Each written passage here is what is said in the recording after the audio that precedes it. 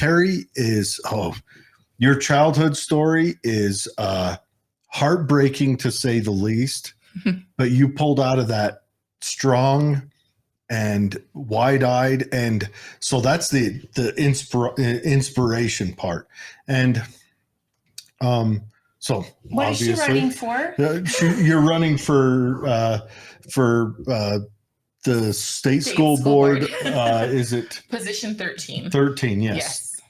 Or district 13. Yes. But as you can all see, Cari is a young lady of color.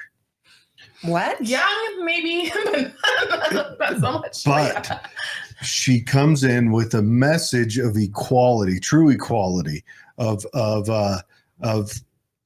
bringing light to these practices right now that tend to disrupt, that are just racist. They're just, we'll call it what it is. They're just racist practices, and though I believe they're well-intentioned, they're still racist practices. And Cari's coming into, she's been fighting, you've been, the first time we talked to you, when back in Dave days, you were fighting against him then, you're fighting against him now. And so now I want to give you the floor. On this show, you've never told your history. So if you want to go into that, we can. Okay. Or if you just want to go into the meat and potatoes of what you're fighting for and what you want to do. She's taking her fight all the way to the school board as she wants your vote. In what district does that cover, 13? So that is the end of Payson to the end, basically the beginning of Provo, if you are heading, and I can never remember because I've driven all over the place now. That's heading north. Yes. On I-15. So, yes. So the south side of Provo. Yes. So Utah County. So we're hitting Springville, Mapleton, Spanish Fork, that small, tiny part of Payson, about half of Provo. So, and Lakeshore. Mm-hmm. Okay. That's got to be a pretty conservative a group of folks. Yeah, this is what I'm learning about the school board is all those folks we think are conservative do-gooders who love your kids. Their policies may look different. They may give a different perspective. So welcome, Cari. Thank you so much. Share what you want to share and let us learn all about you. And sure. Well, I guess I can start with just what my platform is. So my platform is, obviously, I'm diverse. That's kind of the elephant in the room, I guess. I'm biracial. I'm half Black, half white. My father's family comes from Haiti, but I don't know him. I didn't grow up with any family. By the time I was 8, I grew up in such extreme abuse that I put myself into foster care. And then I lived in 18 homes in 9 years, and then I aged out of foster care. And the idea that you would teach anyone to purposely be a victim blows my mind. You're a true victim. No, she's not. Maybe a true victor might be a better. Well, no. But yes, I check all the boxes. Abuse in the home, yes. and then you go into foster care, and I'm sure some of the foster homes weren't up to snuff because a lot of people become foster parents for the absolutely wrong reasons. Right. Yes. And I'm sure there's lots of them that come for the perfect reasons, but not all of them. No, but listen, you say, so you're a true victim, and she's like, no, I'm a victor. But she fights against it. This, I think, is the very, very basic thing you're putting across. Yes. It's a state of mind to be a victim or a victor. Yes. And really, when we're talking about resilience, I am very upset when I'm hearing that resilience means let's have our middle school and high school kids chill out in a safe space. Yeah.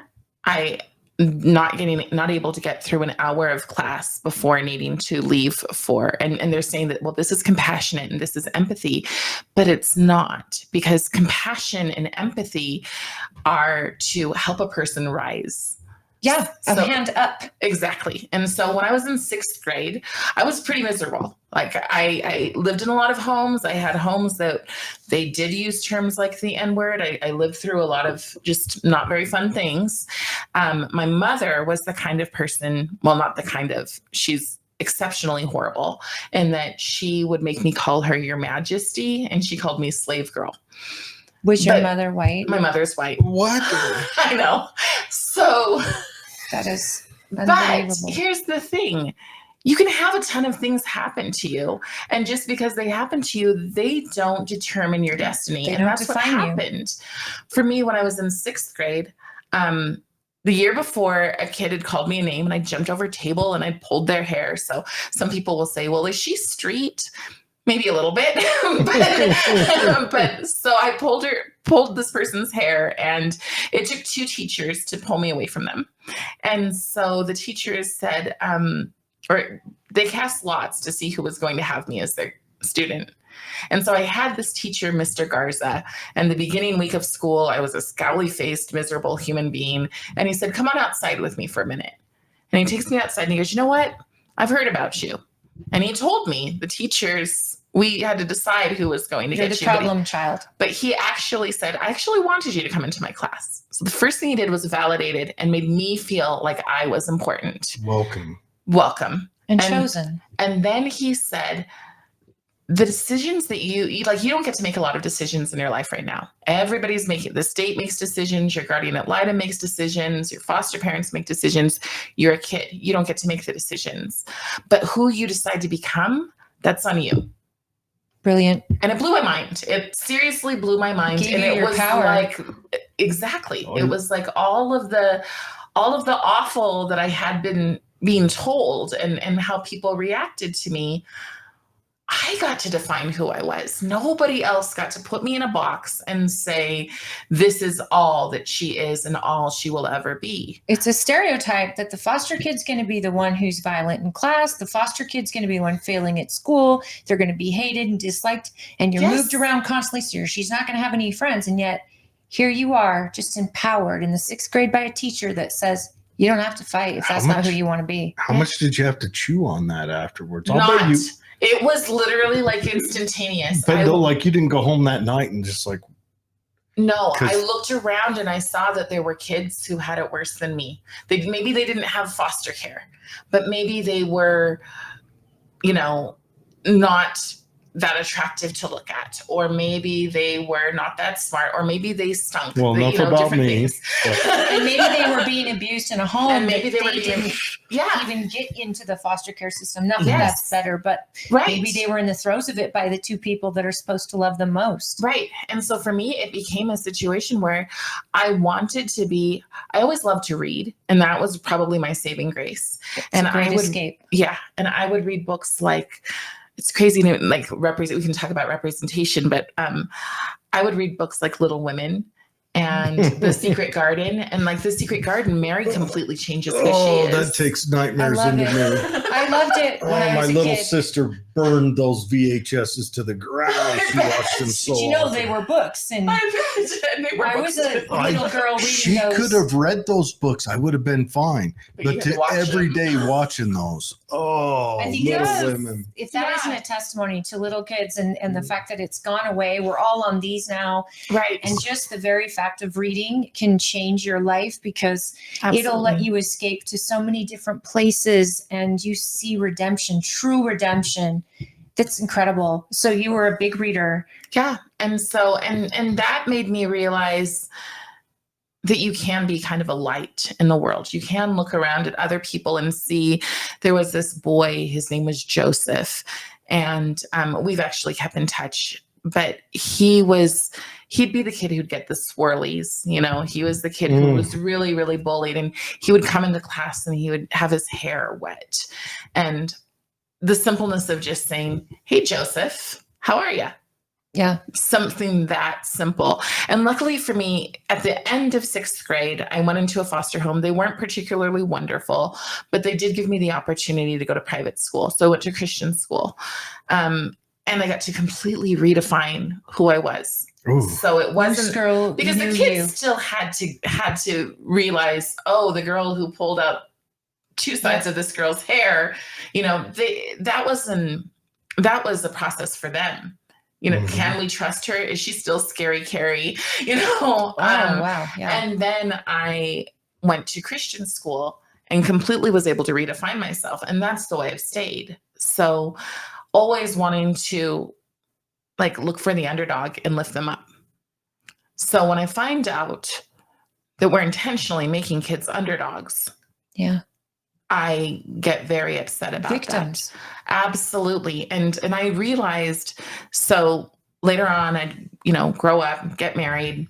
Yeah, you picked an awesome last name.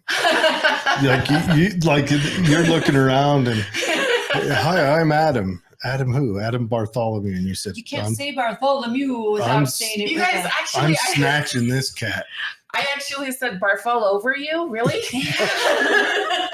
Oh, you had a little bit of that street in you, girl. Sorry, Adam. You and your own husband in the first meeting. And your husband is also on this network. He's on our network as well. He makes Life is Driving.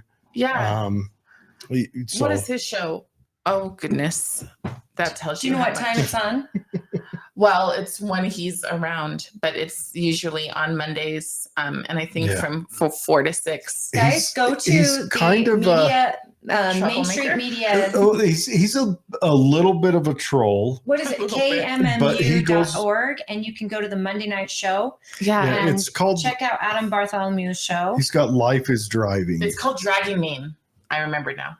Driving Meme? No, Dragging Mane. Like Dragging Mane. Dragging. But I know when I look at it on here on our back end, it's Life is Driving with it. So maybe he renamed it and something else. Another reason to go and subscribe, because his shows are all archived too, and you can check them out there. He's an interesting cat. He's a bit of a troll, bit of a loose cannon, and we need that. And they liked him. The media group liked him just like they liked us, because he wasn't your everyday, hey, let's all play along to get along. We kind of upset the apple cart a little bit and try to expose truth. And that's kind of what you'll find in all the hosts that KMMU have chosen, is that we're not just the average talking heads. We try to inspire truth, at least where we can at least find it and be transparent. And Cari has been on the show, and we've been wanting you on the show for a while. We're sorry, but now you're a candidate. So I am. You're actually stepping up to the plate. Please use this show to advertise to your delegates, because we are really trying to get in touch with delegates, and we always share this on our state delegate pages as well as our own counties delegate pages. And I just try to reach out to delegates all the time and let them know, even though Tooele County can't vote for this young lady, but we actually, Utah County, you're on notice. You got somebody in the race. So go on. So now you're in private school, and you've redefined who you are. Yeah. And you see now as a mom. Are you a mom? I am. How many? I just have one.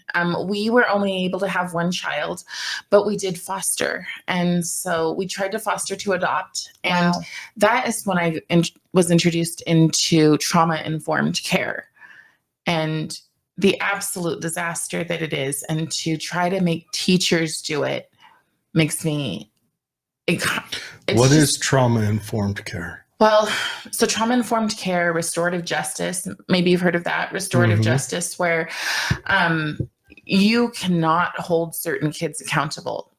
Based on their race, almost always, but it can be other things. It can be any point of intersectionality, but you don't hold kids. But it's racist, gender it's sexist, asphyxiation, homophobic, because and you're saying, oh, we can't do this because she's a Black young lady, right? And she just can't handle this, and that's racist as hell.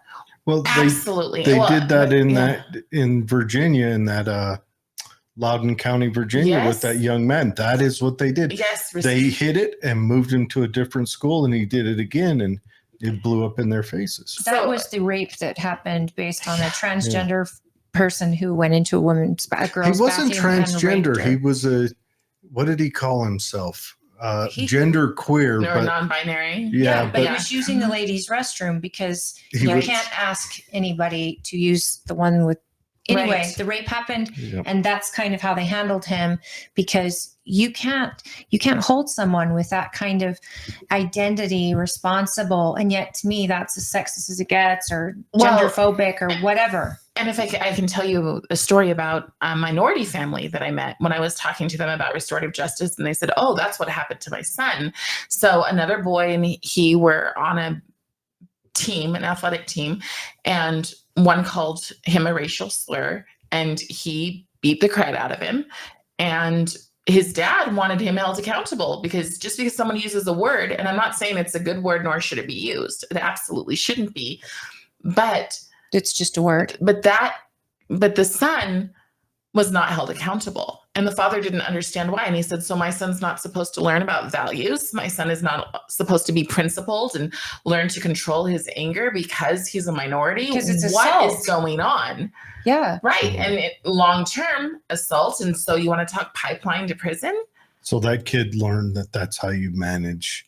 That because if someone calls you a name, then you can, and we have a huge problem with race baiting that came to Utah. So we have this group, it's called Utah Roar, ROR, Rooting Out Racism.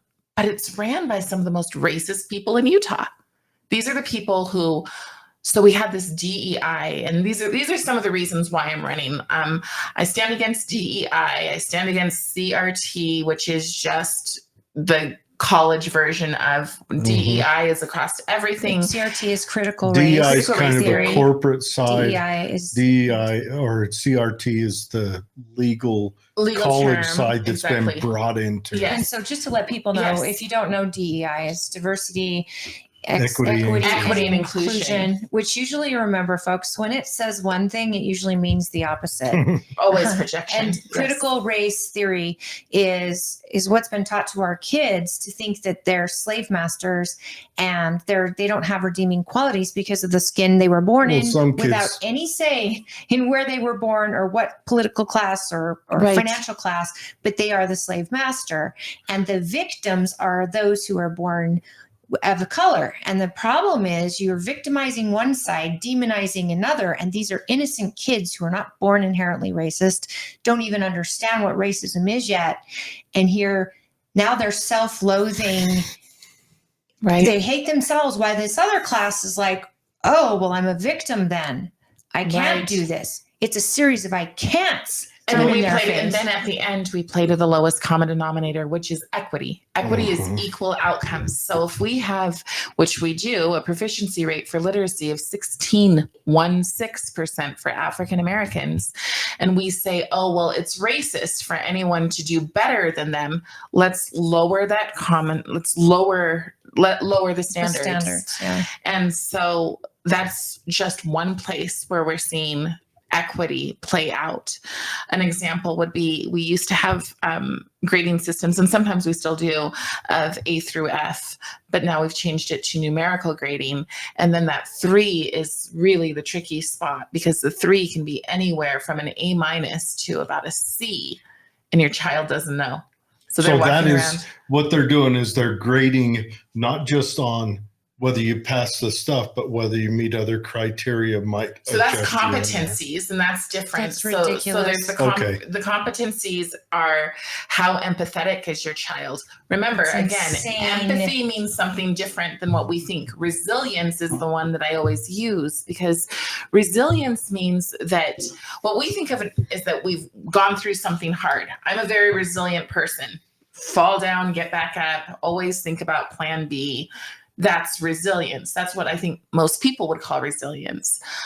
What our kids are being taught resilience is to take on remove your old ideas, old customs, old religions. Your mom and dad's core values they've taught you. Yes. Remove all of that.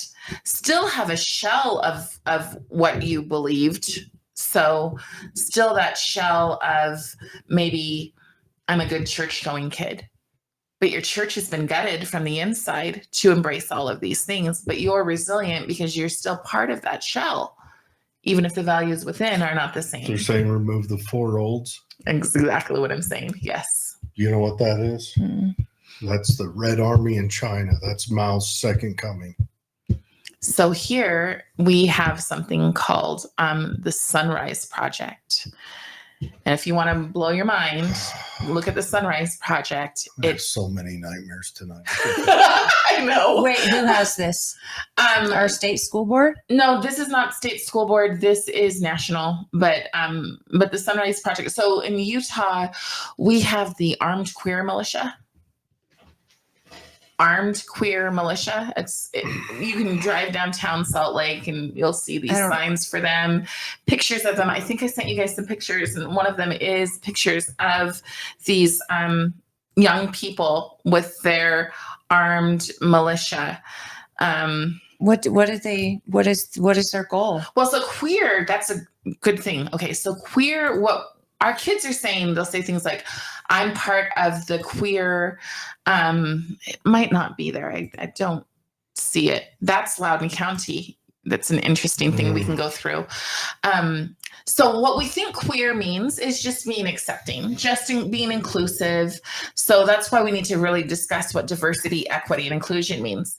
Diversity never means diversity of thought. This is why somebody who looks like me, but doesn't agree with the narrative. You get all the arrows. We get all the hate you can imagine. We are from the very, very thoughtful left, who's so accepting and loving. Utah Roots Out Racism. Yeah, I believe it was called Melanin Deficient Uncle Tom. Then they went after and talked about my son, who's a minor.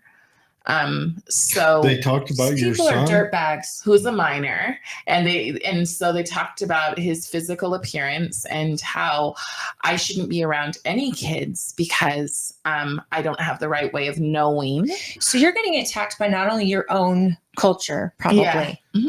But now you're getting attacked by a bunch of liberals who think they know what black is, what it means to be black or biracial. And sadly, we have some of that on the school board.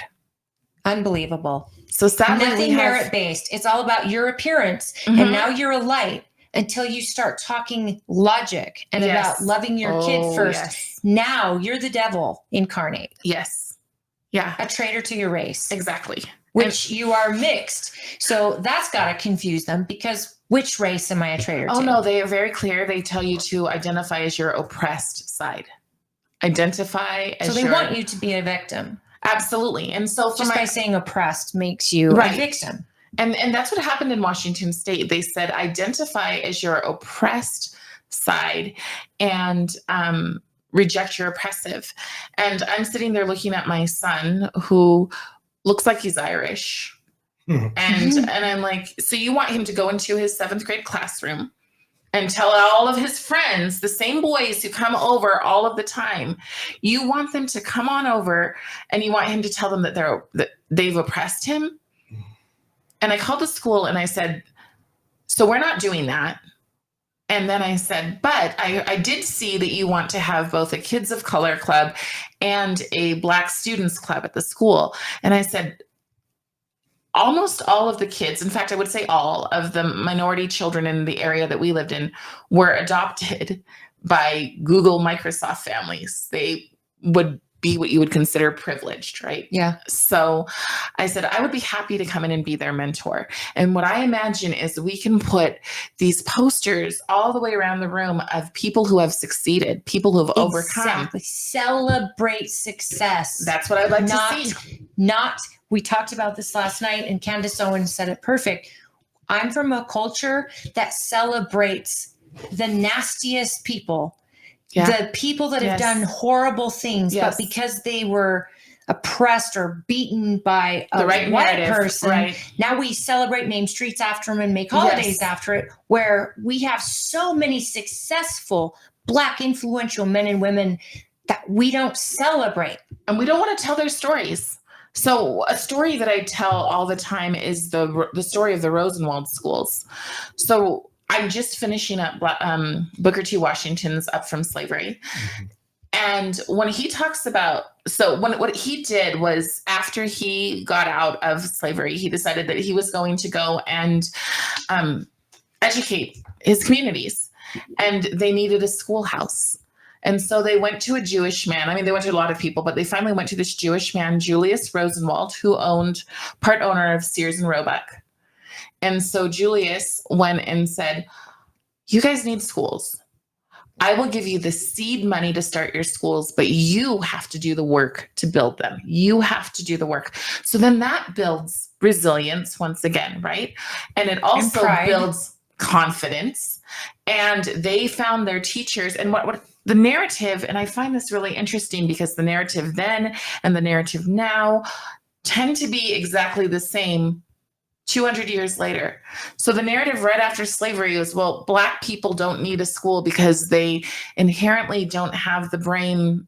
They are too traumatized because of slavery to be anything more than a serving class of people. Okay. That's what they were told. That is straight ethnic eugenics, I thought. That is. Sure. But we're doing it now too. We're saying, let's get rid of testing. I know. And the sad thing is that it's fostered by I don't like saying Black people, because you got Walter Williams and Thomas Sowell and all these people that don't support it. But you've got, you've got Kendi and those guys who say that, but yet Kendi opens up a philosophy school that, maybe it was a money laundering scheme. I don't know, because it failed. Yes. It failed. It crashed and burned, but a lot of money was given to them for it. But it's their own people. Is it the successful ones maybe pulling the ladder back up, or are they just saying it for political means? So all the way back in the time of slavery, they would have they had their slave master, but then they would have the person the overseer. Mm-hmm. The overseer was often the same color as them. Yeah. And they would treat people badly. They would treat because they got treated better for it. Yeah. Hasn't changed. Again, in Booker T. Washington's book, he talks about how in the South, they were so eager to have a chance to read books and to flourish and to learn, even though they were poor. They were eager for this. And then when he got just a little bit older, he went to Washington, D.C., I think just for the summer. And he said in Washington, D.C., there was a sense of entitlement. There was a sense of, they've done this to us, so they owe this to us. That was 200 years ago. So those are the ideas that have stuck with so you're many. Saying what? Yes, the Blacks that were in DC had that sense of entitlement. When he talks it was there about all the way back then. When he talks about it, he says that they would take carriages, and even though they made very little money, they would take a carriage and dress up as fancy as they could just to feel important that day, instead of learning to work. So one of the biggest slave owners back then was Black. Yes. And it wasn't about the color of his skin. It was about how much money they made. It was empowered by the financial gain of it. Right. And yet the reason that slaves weren't encouraged to read back then, it wasn't because the white folk were thinking they were too stupid to carry a book around. It was because they feared their education. That's the key to freedom. Would get them out of education. So it wasn't the color of their skin per se, again, or the fact they were slaves, they weren't smart enough to comprehend. No, they were terrified of slaves reading because they would eventually and in some put places, an end to their ability to be enslaved. In some places, he talks about how after slavery, their masters, their kids hadn't been taught basic skills. And so the people, the freed slaves were doing well, and they would, because it was inherent in them that they took care of these children, these babies. So when they saw them not thriving, failure to thrive, even though they were white, they would say, here's money for your food. They were giving them money because there was a relationship there. And I'm not. What kind of wild turnaround is that, right? Yeah. And I'm not justifying slavery. I want to be very clear, because somebody's going to pick that up and make it a clip. I'm going to say right now, it's not about justifying or not justifying. Right. It was the global economic model for thousands of years. And the invention of steam, of making explosions in enclosed boxes, entered the ending of that. The U.S. ended at kind of midpoint. Slavery that we have now is for degradation reasons. But prior to that, it's still for profit. It was the economic model.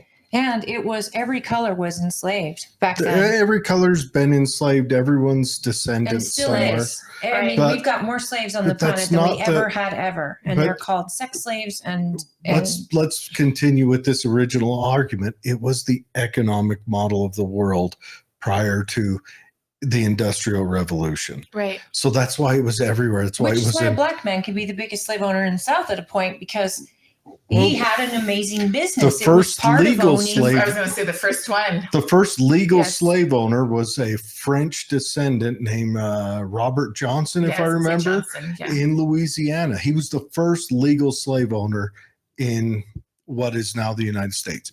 But it's not about, it was the economic model, Yeah, because it was about the money. But we that's hadn't not even even- invented steam yet. Right. And that's not even the focus. My focus is, why do our kids not know the story of the Rosenwald schools? I know. Why that's- do we not I'm- know the I'm stories? digging this story. Well, Yeah. I've heard anecdotes that right after slavery, when they had schools, Yes. these previous slave children exploded. They were Yes. voracious readers and learners, and they all loved and desired for it. And it really wasn't They were until hungry for it. FDR's Farm Bill Until the that they 1930s. ran Yeah. into the cities, and then they Right. built a different culture in the cities. Right. Well, and if you read Thomas Sowell's Black Liberals, or Yeah. sorry, Black Rednecks, White Liberals, Yep.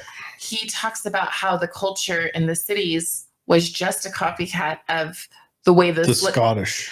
Yeah, but the Highlanders. Scottish, yes, exactly. But the ones that were the masters. So Yep. when people are like calling people racial slurs, white racial slurs, like cracker culture is specifically what Mhm. ghetto culture is. Yeah, it's It's Thomas parallel. Sowell lays it out, Amazing. and he dug into it, and it's wild. And then, I mean, look at what they did in Liberia. What did they do in when they were Liberia? Under Monroe. He sent a People voluntary shipload over to Liberia.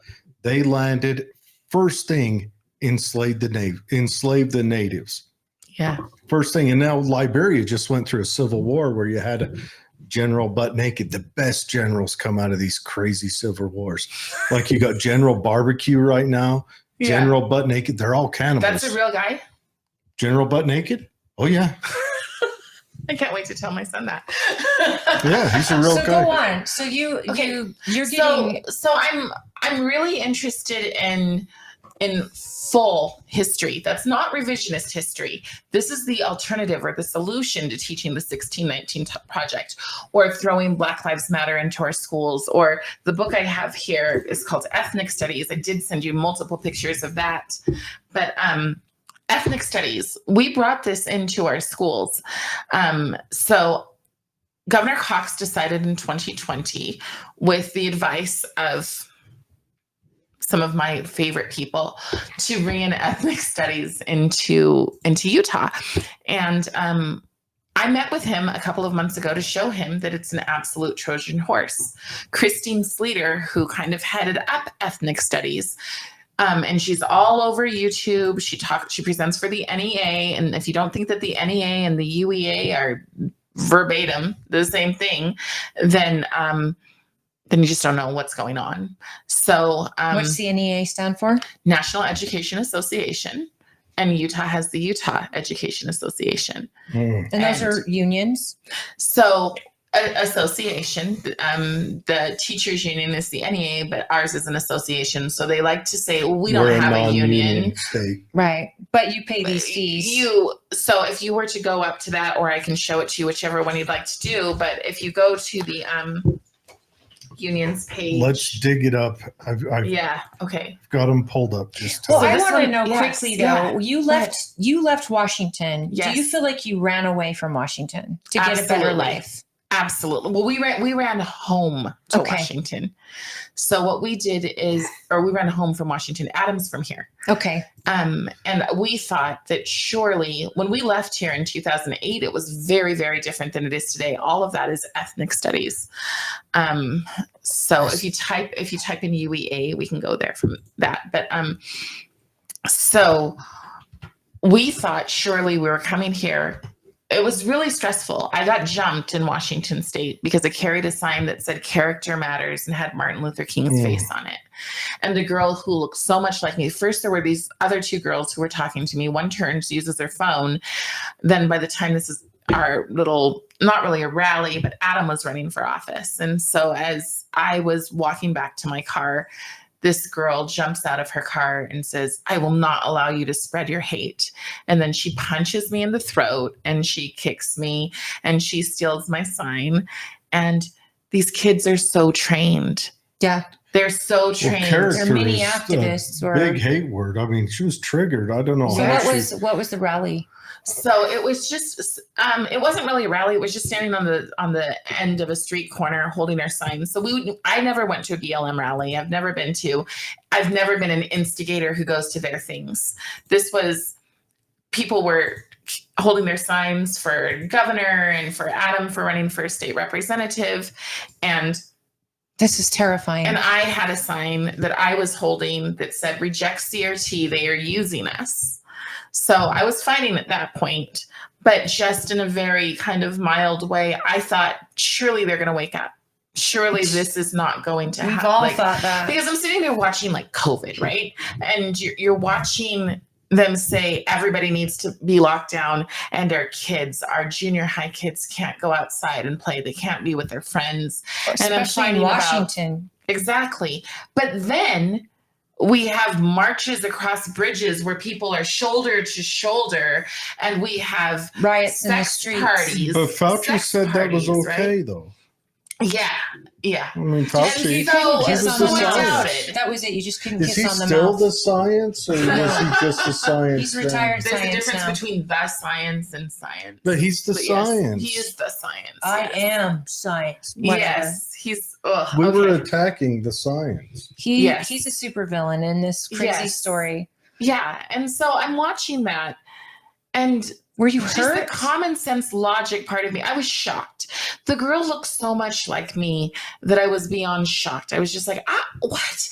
And like, part of me wanted to fight back when she was taking my sign, and part of me thought, this is a kid. What's going on? This is a kid. How old are you thinking? She's maybe 21. I wonder if she recognized, like later on that day, she looked up character in the dictionary and saw what it meant and went, probably not that day. No, they've changed the dictionary. Been taught. These kids have been taught, but what was scary is that the kids literally march in lockstep. They literally march in lockstep, lock their feet, and turn it's like as if they're in the military. They're taught at such a young age how to activist, and and then their words don't matter. Violence will get their attention, and that's okay. It's the Red Army. It's that same. It's the Red Guard. It's that same thing you mentioned earlier. There's no accountability. The kid hits another kid for words. Justice. Yeah. And then it's accepted, and now they're adults and they're hitting people because they don't like their words. Right. I just interviewed a person who got out of Antifa. No, I didn't go to the hospital. In fact, I waited. I was just in shock. She wasn't that strong. I called the police a few hours later, and they said, "Well, why did you wait so long?" And then there was this woman, and I swear it wasn't her, but it looks so much like her. Robin DiAngelo, who lives in Washington. So, but it wasn't. You thought maybe it was? Well, because I walked up to the woman and she leads this group, and I said, "Your people just did that." And she goes, "Well, then you shouldn't have had that sign, should you?" Oh, wow. And I just thought, it's Dumb and Dumber. How the saviorism, this idea, like it is so cult-like. Yeah, they're the God. They're the judge. They believe that they have insight, and they don't see the ugliness of what they're doing. And that's where I decided I have to get involved, because I'm not willing to let beautiful children become ugly. Yeah, they're not born this way. Well, it's not just that, but do we want to elevate this generation into a group of the Red Guard, right? Or the aftermath? The Red Guard were all executed at the end of that. Once Mao got back in, he executed all of them. Yeah. Yes. After they had cut the feet off all the cats in China, that's a little unknown story. Mao didn't like cats, so the Red Guard hunted cats, and they'd cut their feet off and watch them wander around on stubs. That's it. You got nothing but violence. There's no more That's what they did to the old people. And we tried to get some of my friends tried to get a bill passed that kids had to learn about communism, but Utah's left. And if you don't think Utah has a squad just like DC. You're very, very wrong. Oh They yeah, it's do. the what's her name? Romero and Kathy. No, the one. You tell us who's in the squad. Romero, Luza Scamelia, all of the ones who dressed in funeral garb for the DEI bill. Like, I mean, what a stunt. I didn't even hear or see about it. That's how big a deal it was. It was amusing because they dressed in funeral garb and they said, we don't feel seen. Meanwhile, when we go to speak, so there's a group of us, we're called Path Forward. And so when we go and speak at these events, and we're quiet, we're professional, we're humble. And when we go and speak, they will just tweet the most vile, racist things about us while we're up there. Or when I went to Weber State and had a bunch of teenagers turn their back and protest me without even knowing what my message is. And my message is so neutral. It's just, you cannot let some people be centered around at the exclusion of others, because eventually even the allies are going to resent that they're never, ever the focus, that they have less worth as a human being because of an ideology. Yeah. That's my message. And the kids couldn't hear that. So they came into the room. Hear it. Well, they were groomed exactly into so that's okay, that's guys. us. Pathforwardutah.com is what she's referring to. And I'll put it here in the show comments. Yeah. And so pathforwardutah.com. And we are conservatives who want to change the narrative. We don't think that the squad, one of the members of the squad is Governor Cox's appointee to the Ethnic Studies Commission. Who's that? And let me tell you, Rubio girl. No, that's Michelle Loveday. Loveday. Yeah, I know I'm just dropping bombs right now, but it's Dr. Michelle Loveday. I've read about her. Okay, yeah. Okay. This is Utah, which is supposed to be a very red state. These are people who are calling our minority some really groups controversial things a few times. They're calling our minority groups victims, and yet then they're victimizing our minority groups who disagree with their message. Right. And so I'll get people who will send me messages and say, hey, I heard what you said. How do you have the strength to go against? I mean, we all know we're Democrats in Utah. And for me, I have never been a Democrat, not because I'm weak, because I'm not, but because when I was 18, I had a teacher and I said, okay, I'm aging out of foster care. I don't know anything about life. What do I do politically? And she said, oh, that's so easy. You're Black and you're poor. You're a Democrat. Wow. Again, you're a victim. Yes. Whoa. And I just thought, I don't want to be poor forever. That doesn't work for me. And so. And I'm a human being. See that first. Yes. See and my I worth. knew that she didn't. I knew that was just an idiotic statement. But I mean, it's what people believe. A good teacher would have slid over a couple of books, like a Thomas Sowell, a Walter Williams, Ibram X. Kendi, A Constitution. But no, it doesn't matter. But a Constitution of the United States. I would have slid them over, and I said, read these guys. These guys are, these guys. I mean, Thomas Sowell is a start for political theory and economic. Right, and we're really blessed to have like Bob Woodson come. Mm-hmm. And so he's come to Utah multiple times and he's spoken.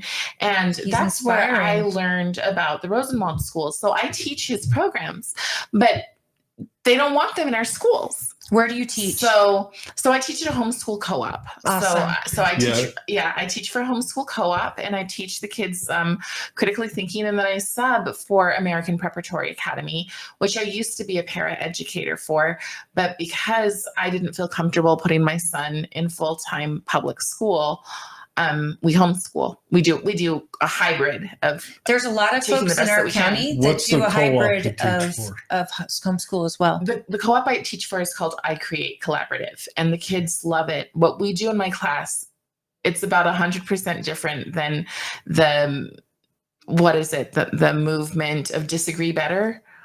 What we do. We both laugh at the same time. Well, because disagree better, there is a feeling of you're walking into the room. I already know you're just going to, and it really seems to me to be saying conservatives be quiet and be nice. And compromise But on all the things. other people don't. But so that really it seems like gaslighting to me. And it's the weirdest movement. We're going to name ourselves what we demand you do. Yes. Instead of we're going to call ourselves what we're going to try to be. Right. And I feel like it's disagree better means you better be prepared to give up your sole principles. Yes. And accept what other people say. And yet I think there's no reason to ever give up your principles. You can be kind in conversation, but when the other side starts being unkind, hits below the belt, starts calling out your race, your gender, whatever. Right. They should have lost the argument, but that's rewarded. Right. Because you have compromised. Exactly. It really is. Well, we can come back to that if that's okay, because I want to finish. Yeah. So what we do in my class is I always ask my students, and I've posted it up on the board, it's Socratic seminars. And so when we discuss in my class, our basic question is, how can we be less wrong more often? So I will write something like, what makes the person a good person? And then we spend an hour with 12 to 15 kids talking about that. And you have to listen to each other. You have to be respectful. At the end of the class, we kind of gauge, did you move one way or the other in your opinion? So you do like an epistemological. Exactly. Epistemological. Actually, I did learn it from Peter Boghossian, right? Mm-hmm. And so I watched several of his things, and then I brought it into my class because I started to realize that there are adults who will say, if we can't agree, we can't have this conversation. Right. And they'll like walk back, literally walking backwards. And you're, what is going on? This is insane. The other day, our subject was, did Aldous Huxley get it right, or did Orwell get it right? Ooh, how fun was that? Well, the kids also had to explore those two books. Yes. Brave New World in 1984. Yes. And then how'd that come out? So why don't you record these? That would be awesome. Is your class in person or is it on Zoom? No, it's in person. So in this hybrid, do these group of kids go to different people's houses throughout the day? Or how does it work? No, you all go to one location. We have a location in Orem. And so they go there, and in this classroom. Now, I don't even, because it's shorter. So what we do is we use Academy of Ideas, which is the brilliant YouTube station where it's out of Canada, and it's like very classical liberal values. And this is your homeschooling. And he uses, yes. So it's out of Alberta and not the rest. Yeah. Okay. Yes. Academy of Ideas. And so we'll like watch the video, or we'll even watch like leftist professors talk. You should. And we pause it, and I'll just say, whenever you have a comment, we'll pause. And all we do is listen to each other. We just talk. These kids are so much more armed than the kids that with both sides. Exactly. And not to mention we need leftists there, because sometimes we need and we need someone that's going to say, hey, this over here, this is a problem. You see what's happening? Yes. We need that. Exactly. But I want to know how the Huxley and Orwell, how they come out. So the big discussion is, are we being led by fear? Or are we being led by pleasure? Ooh, God, which way? What do you think? I think pleasure. I can argue both right now. The devil represents How exciting both. was that class? So you can argue both, and that is what we do. And I imagine those kids went home and wore their parents' ears out talking about it. They That's do. It's fantastic. pretty awesome. Yeah. I had one kid who had to leave early, and he was not happy. His dad showed up. And I want to know how that's. No, what if you yeah. just did audio recording? I could do audio recording Because yes. because these theories. How old are the kids? So that class is 13 to 15, and then I have another class of 11-year-olds, and so we just take that a little bit more slowly. And you're teaching them Socratic method, yes, which we are. In now's day and age, they might learn their sophomore year in college, maybe. Right. And so you're teaching that already. You're teaching the kid to explore why. Right. Yeah, Why? you're teaching them Right. critical Why? thinking And now you have skills. to remember that in our schools, they'll say, oh, we're leaning towards the Socratic method. No, they're not. Not at all. Everything that's happening right They now. didn't lean towards it when I was in school. Yes. You didn't ask a teacher why. You did what they told you But to do. now I they're don't know. I think it taking depends on the words and teacher. ideas. So we can say something like, oh, go ahead. What I had great teachers that encouraged critical thinking, and I can name them by names, but they were few and far between. But again, it was my literature teacher, my poli-sci teacher, even my science teacher. right. In high school, you had poli-sci? Yeah, well, I was in the prison. AP. Smart yeah. kid. Never mind. Well, I got college credit in high school, which now Yes, they're doing, AP. but our school was the first to do that But the thing is that in the state. when you hear words like critical thinking, because they'll say, oh, we want the kids to learn critical thinking, you have to understand our words are being weaponized. Absolutely. So we've got resilience, And meaning the opposite changed. of resilience. definitions. Absolutely. changed. So when they say critical thinking, what they mean is Paulo Freire's critical thinking, which is to look through everything through a lens of criticism, Criticism not and analytical. politics. Exactly. So when I say CRT, I know what it means, but when I call it, when I break it down for just your layman, I say critical resentment theory. Brilliant. Because we're teaching our kids to find reasons to be resentful. Can you pull up a few of those? There's that Find wheel. out why you're losing. Exactly. So I want so this Tell hybrid me community where. sounds amazing, and I See would the love to wheel? have There you. you go. I want to Yes. have you come on again and Yeah. go over this, because I think a lot of families like myself Yeah. have considered homeschooling, but then I think in my life and go, oh my gosh, I can't teach my kid. Yeah. But If you can't teach your kid, then that says something about what the school system was. right, well, if for you're me, not I equipped- lose my patience. Not Yes, that my yeah. children don't listen to me, but Yeah. I teach we do a Patriot camp every year here Oh, in the yeah. county, and I teach kids, and other people's kids love me. I'm coming to and your I camp. get through. Great. I'm doing Harriet. Awesome. Oh, So Awesome. I do Harriet and I do Elizabeth. I don't know if your camp is Elizabeth. I think your camp asked me to do Harriet. We're at the racetrack. So who's the head? Is it? It's Colette Johnson. She is and Whit Cook Okay. is Maybe. I hope know, so. okay, We're but Patriot yes. Camp Twila Valley. Okay. And I yeah, am sure it's 12. I'm like the assistant director or whatever, Okay. but we do it at my racetrack. And this is Yeah. the thing, like I watch these little kids just like light bulbs. You can tell when they connect with something. They love it. They love And to it learn. feels so amazing to see their minds just growing and growing as Yeah. they're asking me questions that I throw back on them. Why do you think it's like this? Because we're talking about the very basics of the book, the Constitution.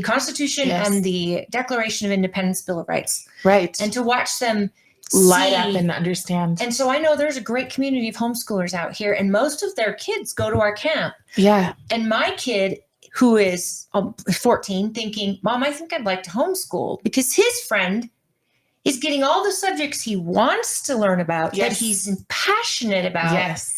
And he gets to do it You're on customizing his time. education. Yes. Yeah. And so here we are. My husband's like, we can never do that. We need him to socialize. And I'm like, no, these kids are doing everything. Right. Yes. And- So yes. I would love to have you on a separate note. And Just- any of you homeschoolers out there that I know, my personal friends, if you're watching, I would love to do a meeting with Cari and you guys, because implementing something like that, and all we'd need maybe is someone to donate so we could create one location. Because right now Yeah. the homeschooling moms I know take their children to different locations. Right. One of them takes them to a music teacher who is a brilliant pianist, and her son gets brilliant teaching. And yet, how many private teachers could make a great deal of money? Especially right now with the whole, and that's controversial. But isn't to me. But there's the $8,000 grant, right? I'd gladly give a wonderful pianist yeah, the money teachers, for private lessons. The teachers could make money. They could. And that's If what's you're a happening. good A lot teacher- of Good teachers teachers. are getting out. A lot of teachers are getting out.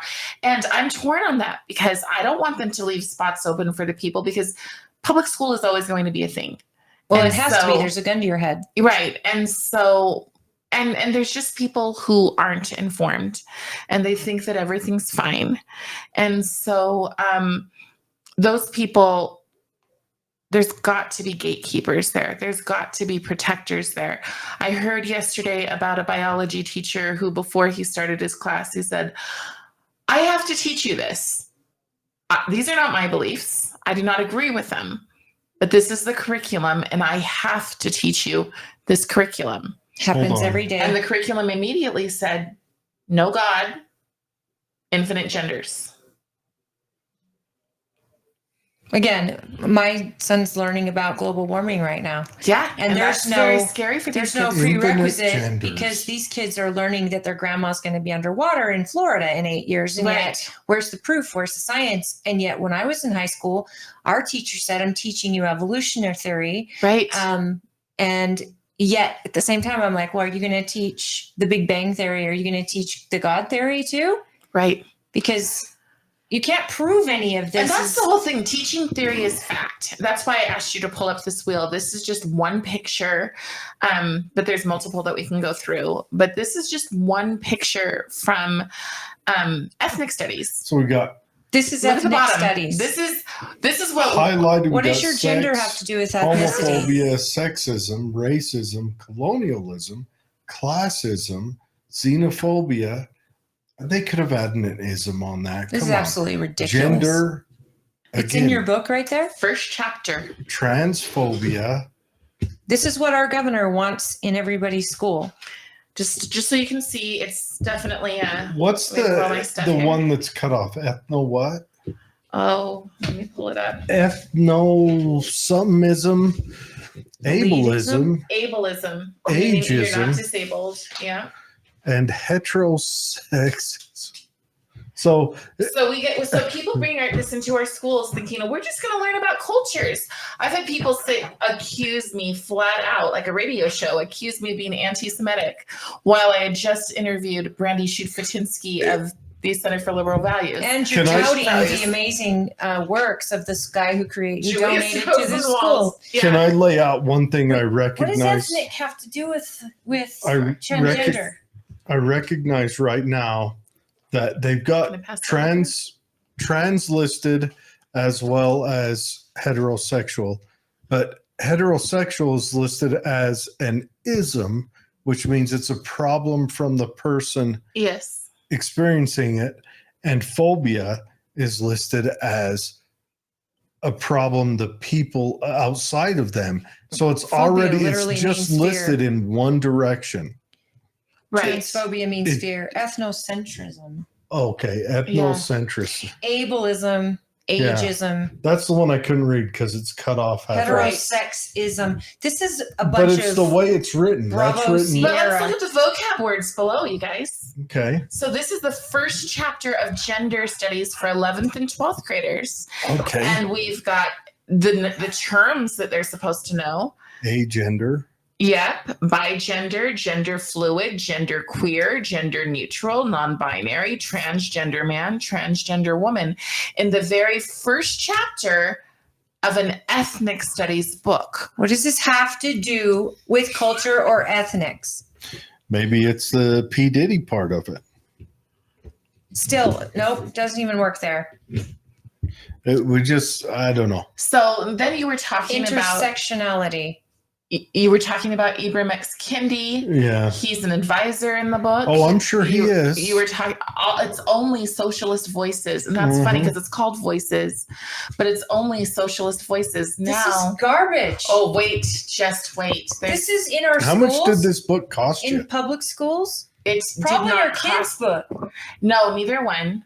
Did it come home with... No. Does it go home with kids? I do a podcast where I lift dissident voices, and somebody realized I've been going through I've been going through social emotional learning because that's a whole nother Trojan horse. Oh, and then the way they break up to really which fast, has the what's power. The name of your podcast? Oh, it's called Cari Marcel. So Cari Marcel is my birth name, but no, everybody thinks I spell my name wrong. Spell it for me so I can share it with CAROB. CAROB. And last name is, or my middle name is Marcel. MARCELLE. Is that just the name of all your of podcast? the highlighted pages are, I just want to point out, Yep, there she is. Robin DiAngelo.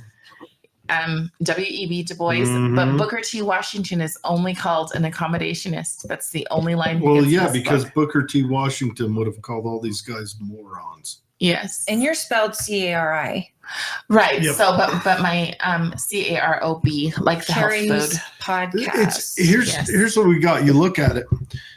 For any of you watching, picture a wheel, and you've got 3 concentric rings. The outer ring explains, I don't know what it's explained, because under racism it has marital status. Sexism comes in, it's got race. Did they just not spin the wheel correctly?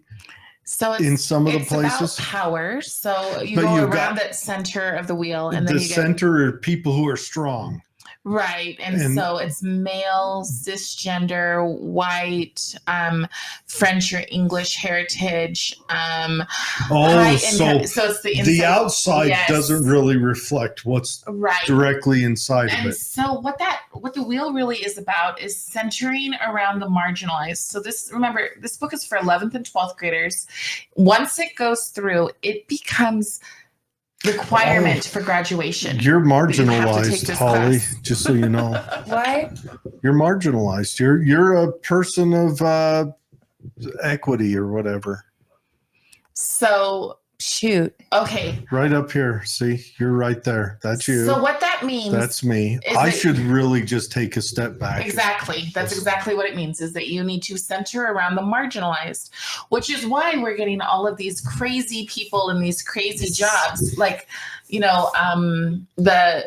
environmental guy, the attorney who wore her dress backwards, like all of these people. Fannie Willis. Exactly. Or Fawny, I guess it is, right? Fawny? I don't know. I mean, I have other names, but I just look at the idea of walking into a classroom, how degrading is that? So say that because this is real, I'm thinking of a specific situation. Say that your parents own a very successful children's mental health clinic, and your father is a Black man. Okay. So where do you fall? Or say that you are a white child who is in foster care. Your dad's a meth addict. Your mom works in an undesirable job. Okay, but you have to sit in class and read. A lady of ill repute. A lady of ill repute, yes. Well, here's my question. Okay. Yeah. So if you're marginalized, do they sit you in the front of the classroom, or are you allowed to sit in the back? And then when you first go into class, that first day, how many weeks do you go through the math equation to figure out where you sit in the class? You sit where you want. Order it from left to right. I mean, they've got to put these guys on a scale. Right. And then like say that the kid comes in, and do you jump down a scale? Like you're trying to make sense of your father gets laid off. Do you suddenly move further forward or maybe backwards in the classroom that week? Do you got to go in and say, I declare that I have moved down the wheel of power? I think that if you are a white male, it's about what's inherently yours. And so I don't believe that you can change places, and that's not really the goal. What if you choose to be gay? Not you're born gay, because whatever, if that happens.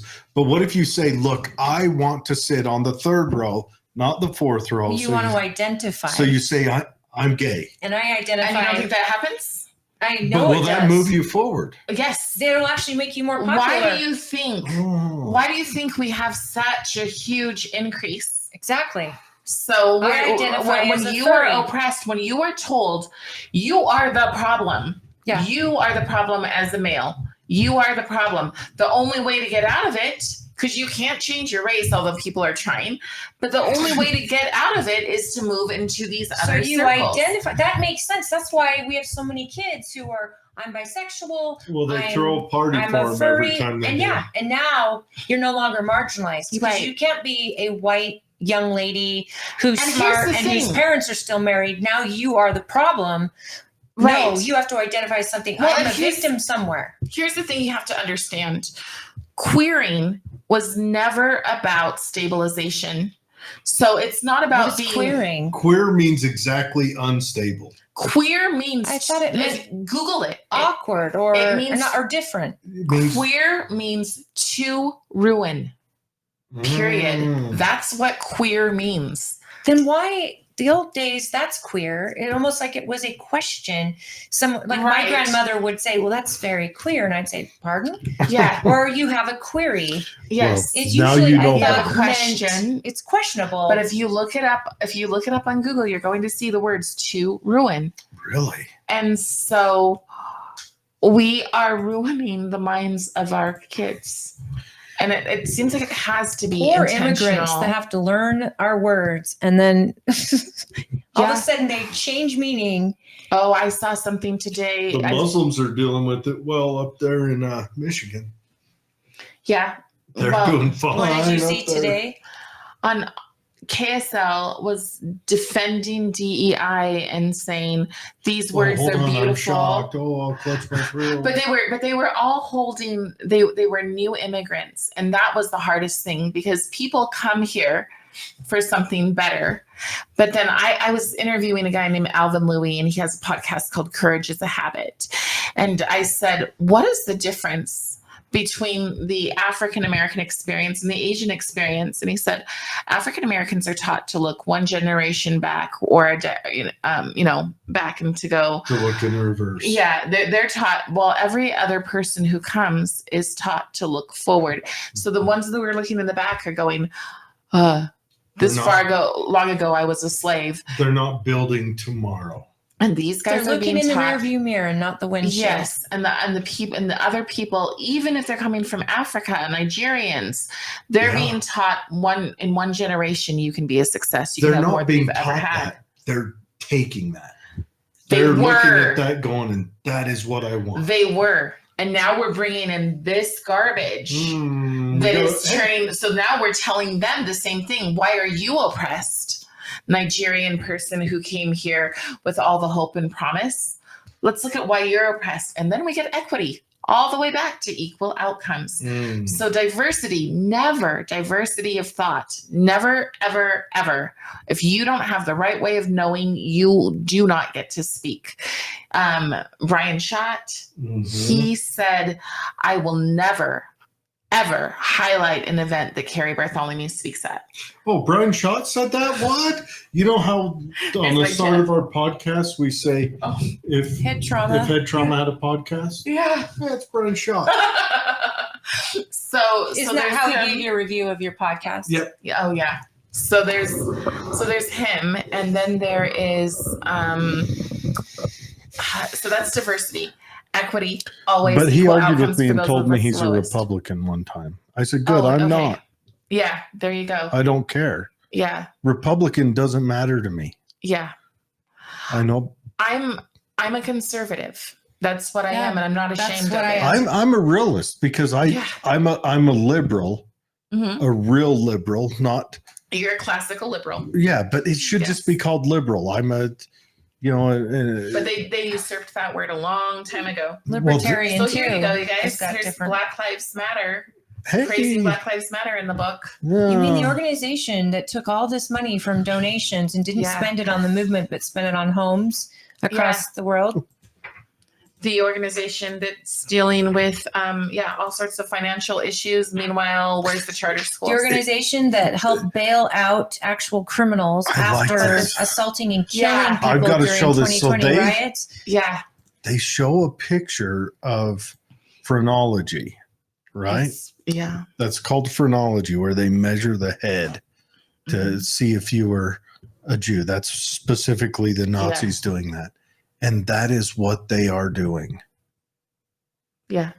They're saying that other people do that, but that is what they are doing. You are white, or you are straight, or you are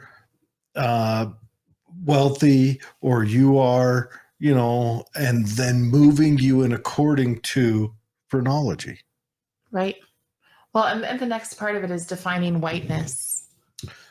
Defining whiteness. I'm gonna have to expand again this. For 11th and 12th graders. And then the scary part is that after every couple of pages, there's a come together as a class and discuss it. Hello, struggle session.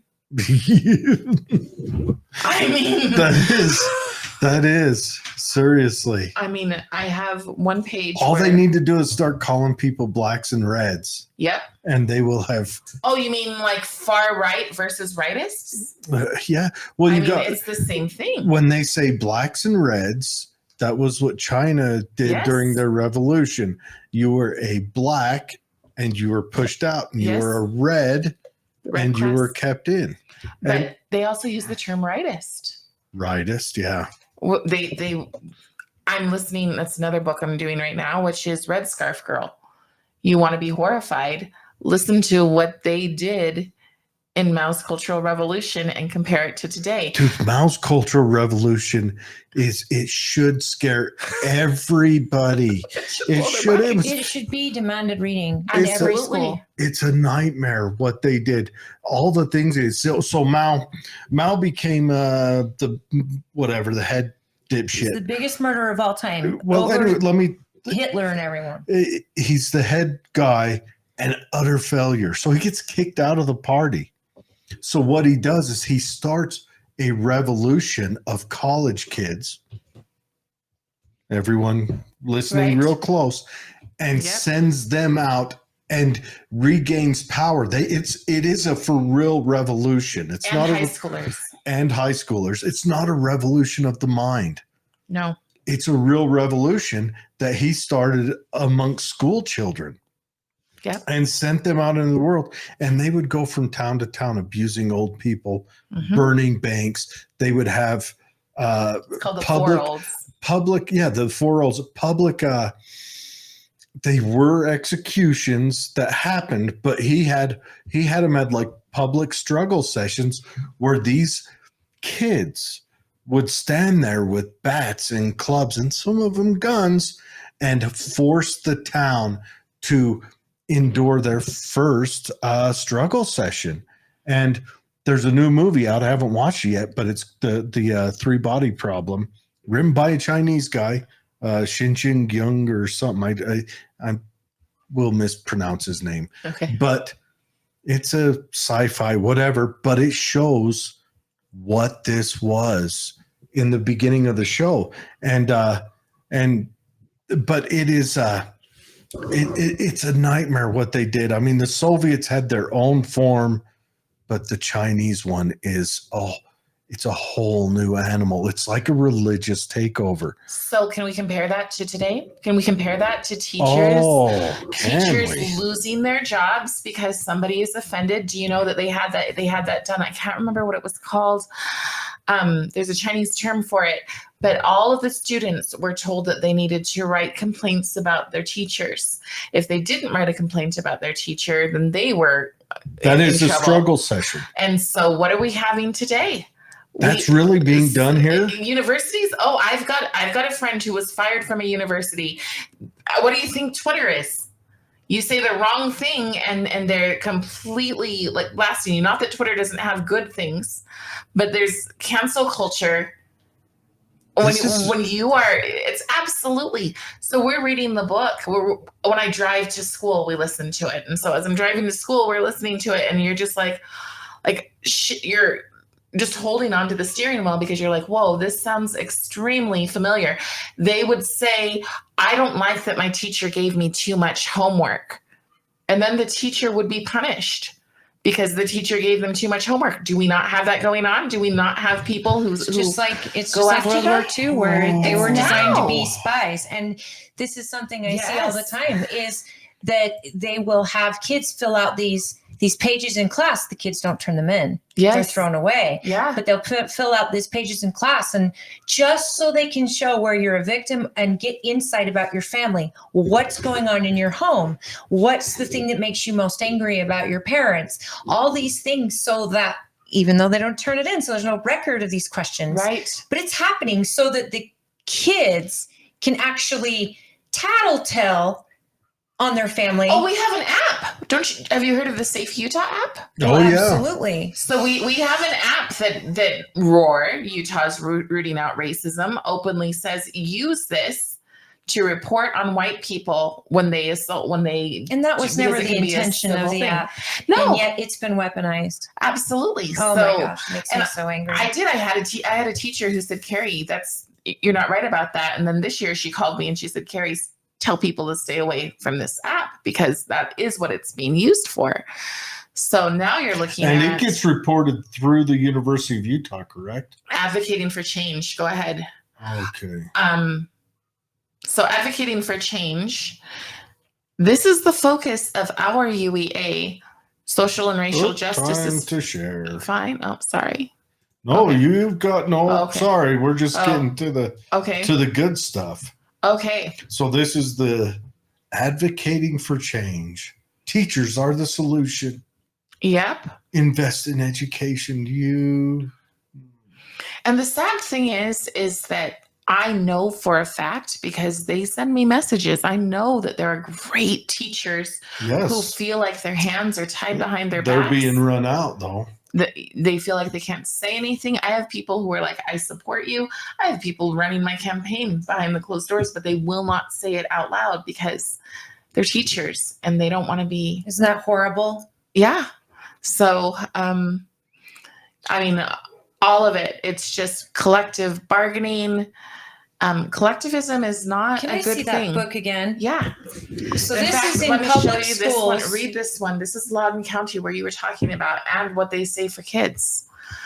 In recent news, the news has been filed with angry parents protesting at school board meetings, disagreement over issues such as the teaching of race and ethnic studies, masking during COVID pandemic, and the rights of transgender students have led to the events like the parents shown at this ruckus school board meeting in Virginia. This is that Parent school board meeting. Protests of school policies are not just a recent phenomenon.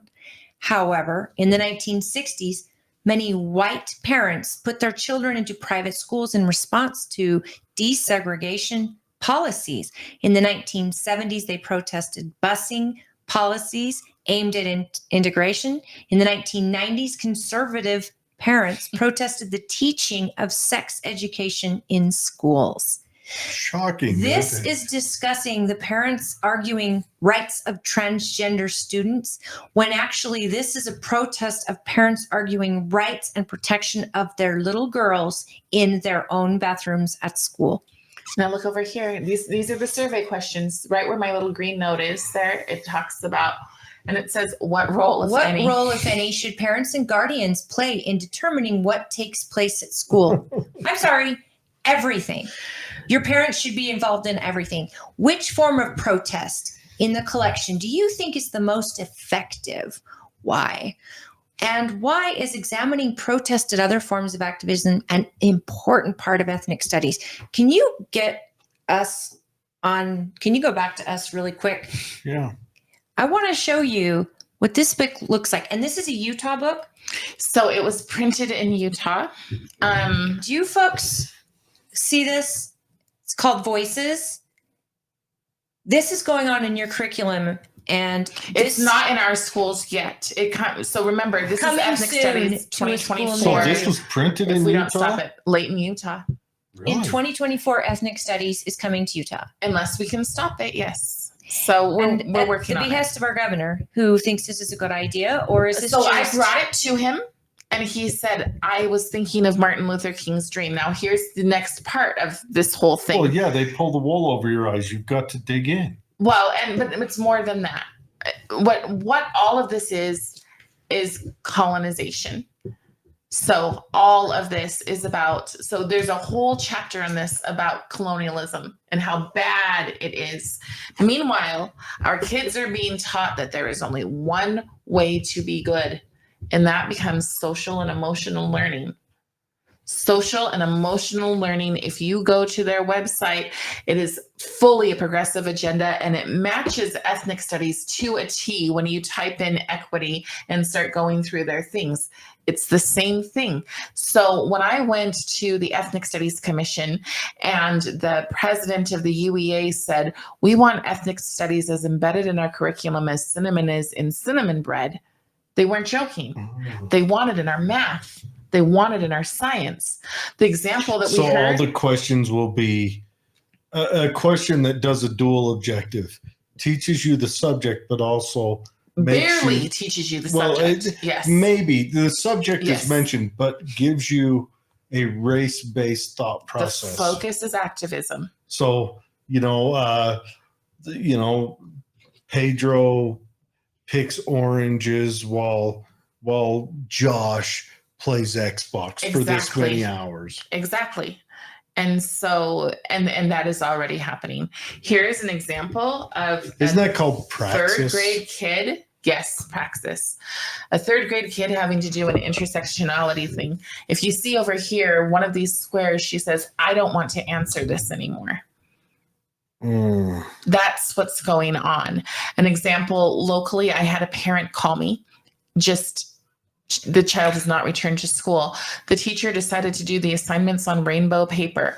When the 7th grade boy said, I don't want to do that, the teacher said, well, why not? So these are the intersectionality flower. Yes. This is Rachel. What age is this? She's was a third grader. Third grade. And so age. Yeah. 10. Yeah. Gender, female. Social class.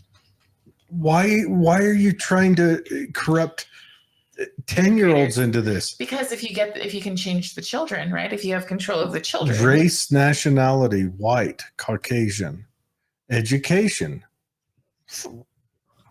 right? Family. This is health.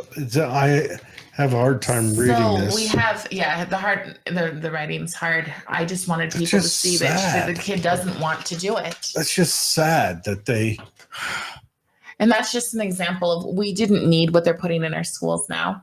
So social and emotional learning. One example, when we went to see the school with a program called iFocus or In Focus, says, what is a citizen? And this is for kindergarten through third graders. What is a citizen? A citizen can join a cause, has their little fists up in the air, little dreadlocks for K through third grade. And then they're supposed to learn about citizenship this way. Then they have a little boy building a tree house, and he's got a red hat on, and the kids come up to him and they all have their little signs that say no trumpets. That's a straight up just a political bandwagon speech. For anti-Nephi on top of the for little third graders, and you're just like, so I asked them, so it's 8 why years are you doing old. this? It's like having the third graders go out and march against climate change, march against gun violence, and yet that is the goal of kids don't know better. They're doing what their teacher said, and sometimes grade is involved. We have to be careful about the teacher because it's not the teacher. They're doing what the curriculum says. Those teachers oftentimes don't. Right, but these things happen right after some big event happens, and somebody's encouraging them to walk out. But what about the teachers that say, oh, I'm going to hang the gay flag, the rainbow flag in my room? I don't know what it is now. Sure. They keep adding a new thing to it. Intersectionality flag. Right. And pretty soon it's going to have and that's why we need strong people on the school board, because we need people who are going to set the standards, who are going to realize what they're doing. Could the school board adjust the UEA's abilities in the state? That's a good question. What could you do on the school board? One of 13, you said? Right. Like, could you do? Could you tell the UEA you shape up, or we're going to find someone to replace you? We can say no to funding. Well, teachers can say no. There are options. So one of the people who's running is Cole Kelly, and he really pushes for an alternative to the union because the union doesn't represent so many teachers' values. Well, the school board should be representing the teachers' values. The parents should be representing. But the thing is that it's when you what I've been told by more than one school board member is that they will go to a meeting, they won't know that they need something, but when the money comes, when the strings are attached, they don't care about the strings if that money is impressive. And so we need principled people. Money. Yes, but also federal programs bring money. Yeah, absolutely. So I just heard that Davis County is adopting whole child, whole schools. Well, that's a nightmare. So what do you think about Natalie Klein? Oh, goodness. And, do you see yourself, because we had her on the show just a couple weeks ago and going through curriculum. Right. And it was baffling. Right. And so where I will go with this, because I did make a video, it's available, but that's as far as I care to go in the conversation. But I'm not trying to be rude. No, that's okay. But where I will go with this is that Natalie has given us so much information that we would not have. I probably would have been just as blind as anybody else if I didn't see the stuff that has been out there. And I think that's a godsend. So that's very fair. And I'll have to say you've just given us so much, which is something that as a parent, I want more. If my kid is not bringing that book home because they don't want you to bring the book home, because your parents might read it. Right. If my kid is doing those assignments like you've shown us. Right. And they're not bringing them home. Right. They're not getting turned in. Right. Natalie explained that. Right. That's how they're getting around it. Yeah. Lots of online curriculum.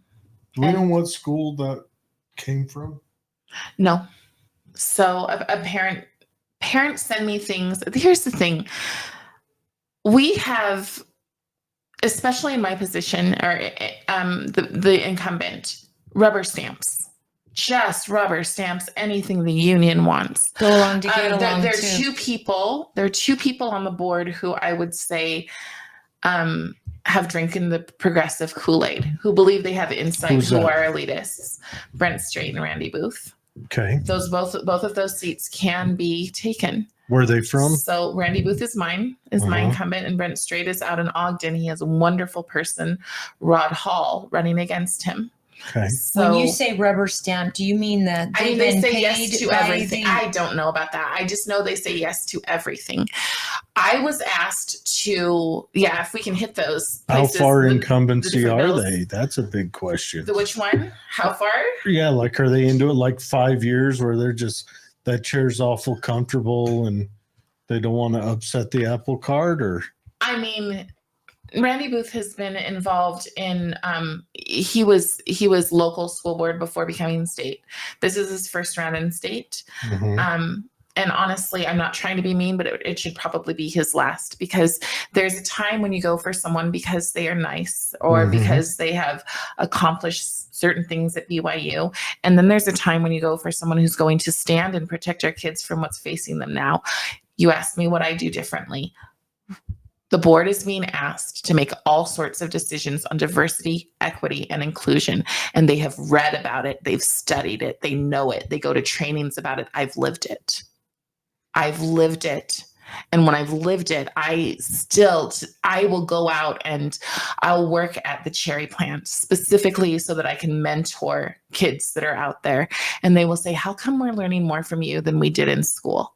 Or there will be kids forced out of the charter school because they age out, because charter school in my district ends at 9th grade. Mine too. And then they are forced into the public system and they're cruising by, they're learning nothing. Or I've got someone that I know who is graduating this year, doesn't even care to graduate because she feels like she's not cared about at all.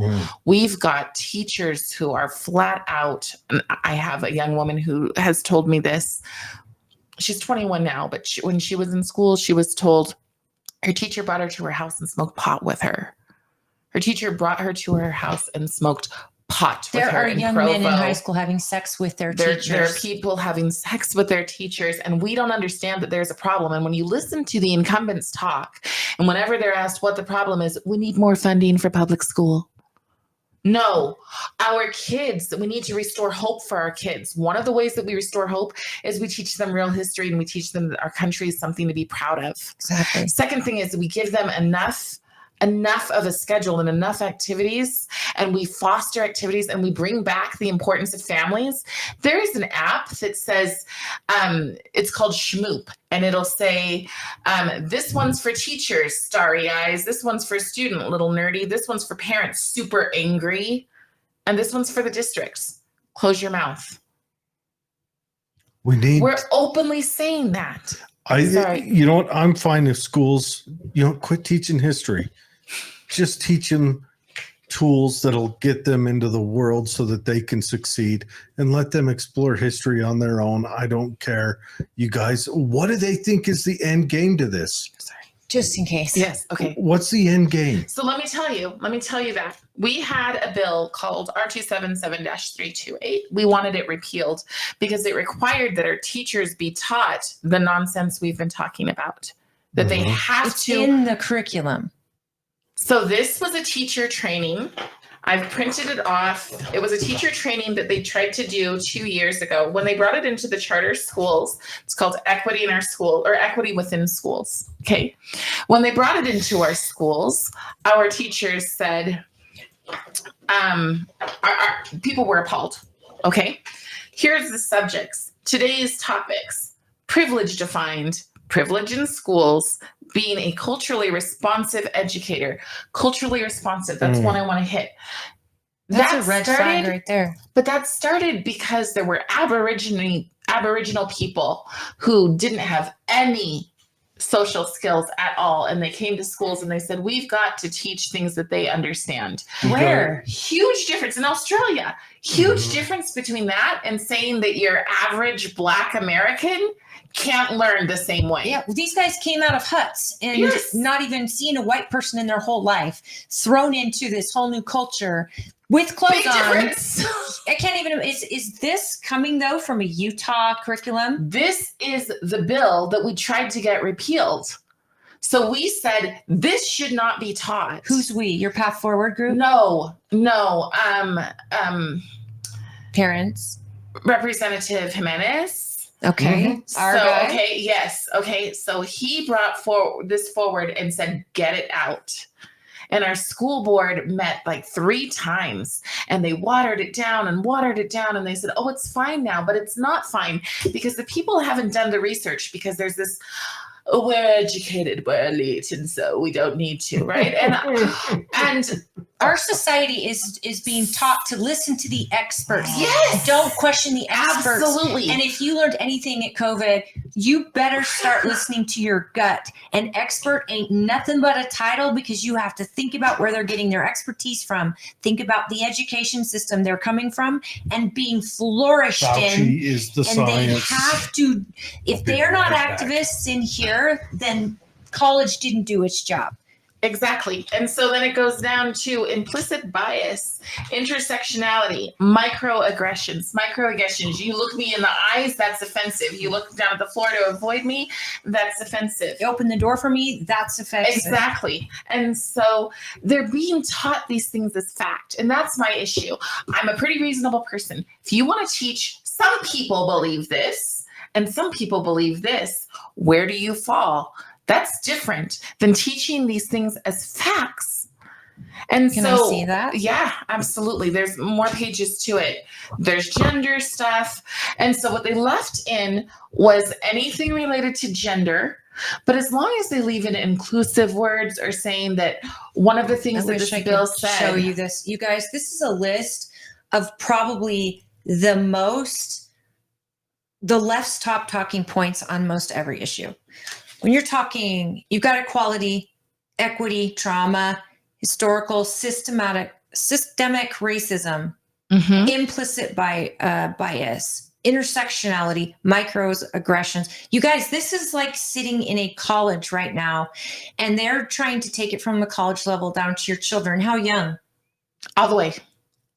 So if your kindergartner knows what microaggression is, get them out.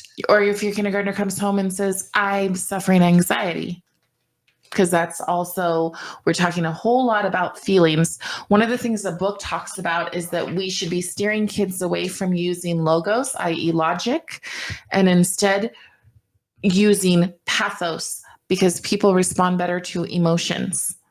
And then we wonder why our kids. And facts don't care about your emotions. Right. And they just don't.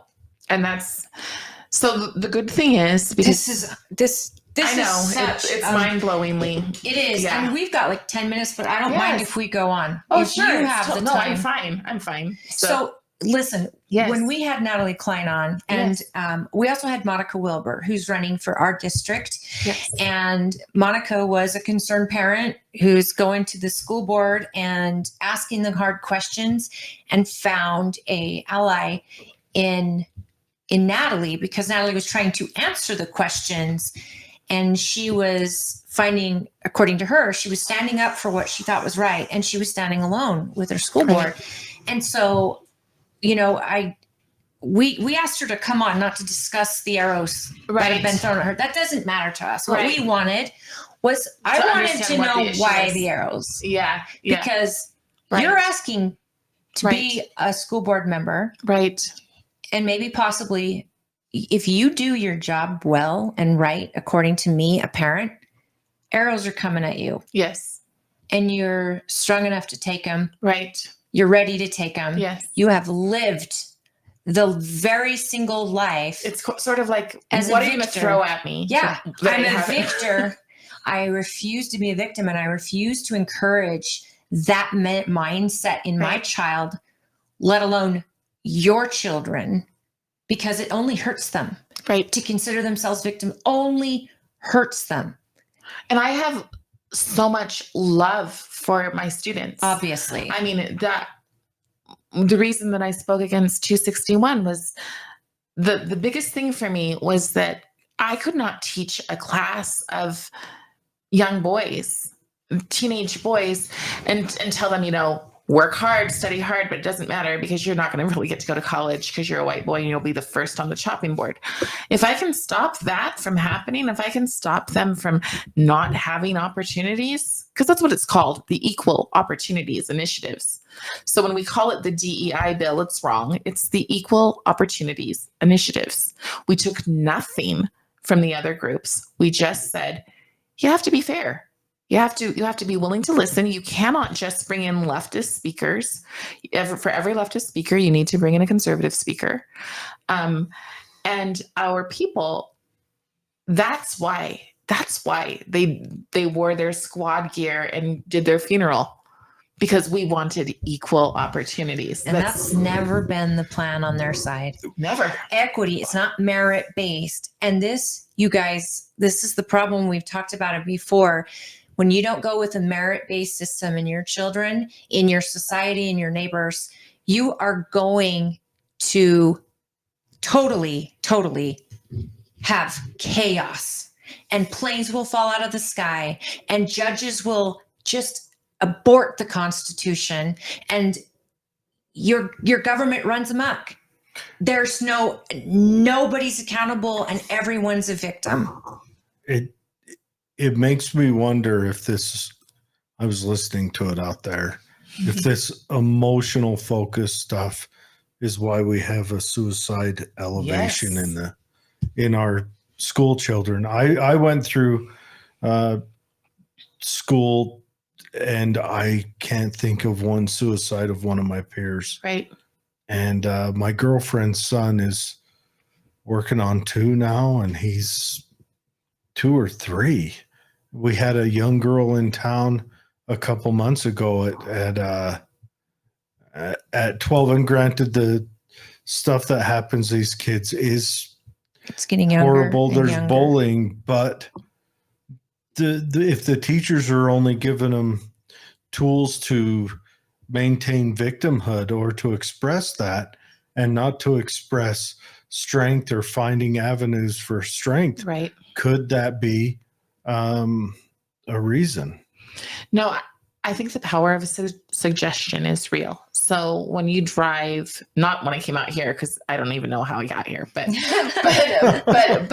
she doesn't know north and south. She goes the back way. But she's teaching your kids. But on this, I wish she was teaching my kids. I do too, honestly. But on these roads, you'll see signs that'll say, let me hold your pills until you feel safe. Let me hold your gun until you feel safe. And I find that extremely, like, why not change that? Why not have something super joyful? Hope. Why not, instead of something Tomorrow so is negative? a brand There's a new day. museum where the whole upstairs of the museum in Salt Lake is a dedication to mental health. And I took some of my students and my son out there, and we looked at it, and they were shocked. They could feel the manipulation. They could feel that they were supposed Brought to you by Pfizer. Yeah, they could feel that they were supposed to normalize mental health. Now, you should never shame somebody because they have a mental health crisis, but we also shouldn't be making the mental health crises. Have you seen the expert? Abigail Schreier? Yes, You're I love on my her. same page when she said, why are Yes. we constantly having patients relive their trauma Yes. and then wondering why they maintain mental health when it's proven that when you keep reliving your trauma? It was Abigail that actually brought up the fact that the paperwork that's getting done in schools. Yes. She says, teachers are fielding, they keep bringing you back to trauma. What about the kids who don't have trauma? Then they start looking at what could be traumatizing. Their mom said no. Right. Their mom won't let them do this. Their dad won't let them do this. Yeah. And you keep reliving this trauma, you keep people sick. Yes. And yet you need to give them hope and get them over the trauma. Don't keep reliving it. You compartmentalize it, call it what it was. What did you learn? How can you defeat? Where do you gain your power back? Take your power away from your trauma and keep moving, and then be a teacher to others about how to keep moving. We don't have that mentality. We're paying therapists for years. Well, isn't therapy supposed to be something you would graduate from because you've gone through the trauma? Well, and that is something that I was, because I was in the foster system, my one person was my therapist, Paul Martin, and he was always there, but there was always a goal. And when I was 17, he said, you don't need me anymore. You have graduated. And it was hard because I felt bonded to him. Whenever I would move to another home, he would be there, and no one else would. But how empowering. The goal was to empower. The goal was, let's find you a role model. Let's find you this. What do you want to do with your life? Everything was patterned. Now, Michelle Obama came out in 2014 with school counselors and this objective that school counselors needed to change to social justice agents. Amazing. And back then, social justice wasn't the swear word it is today. Right. But Michelle, I think, always had her idea. Oh yeah. She wanted to change history. Yes. She wanted to change your language. Fundamentally change our country, right? I believe her that's words. What they said. And so I only recently found that out, but I was very shocked to find that out. And I honestly think that we also have a problem of parents who don't want to parent. And that is the issue. Ignorant. So they feel like it's a trophy when their kid gets a diagnosis. Oh, my kid has a diagnosis. Now they get this accommodation, this accommodation, this accommodation. Oh, it's so true. Sometimes it's valid. And sometimes it's... Parents are just as sick as the kids. Munchausen. Parents are...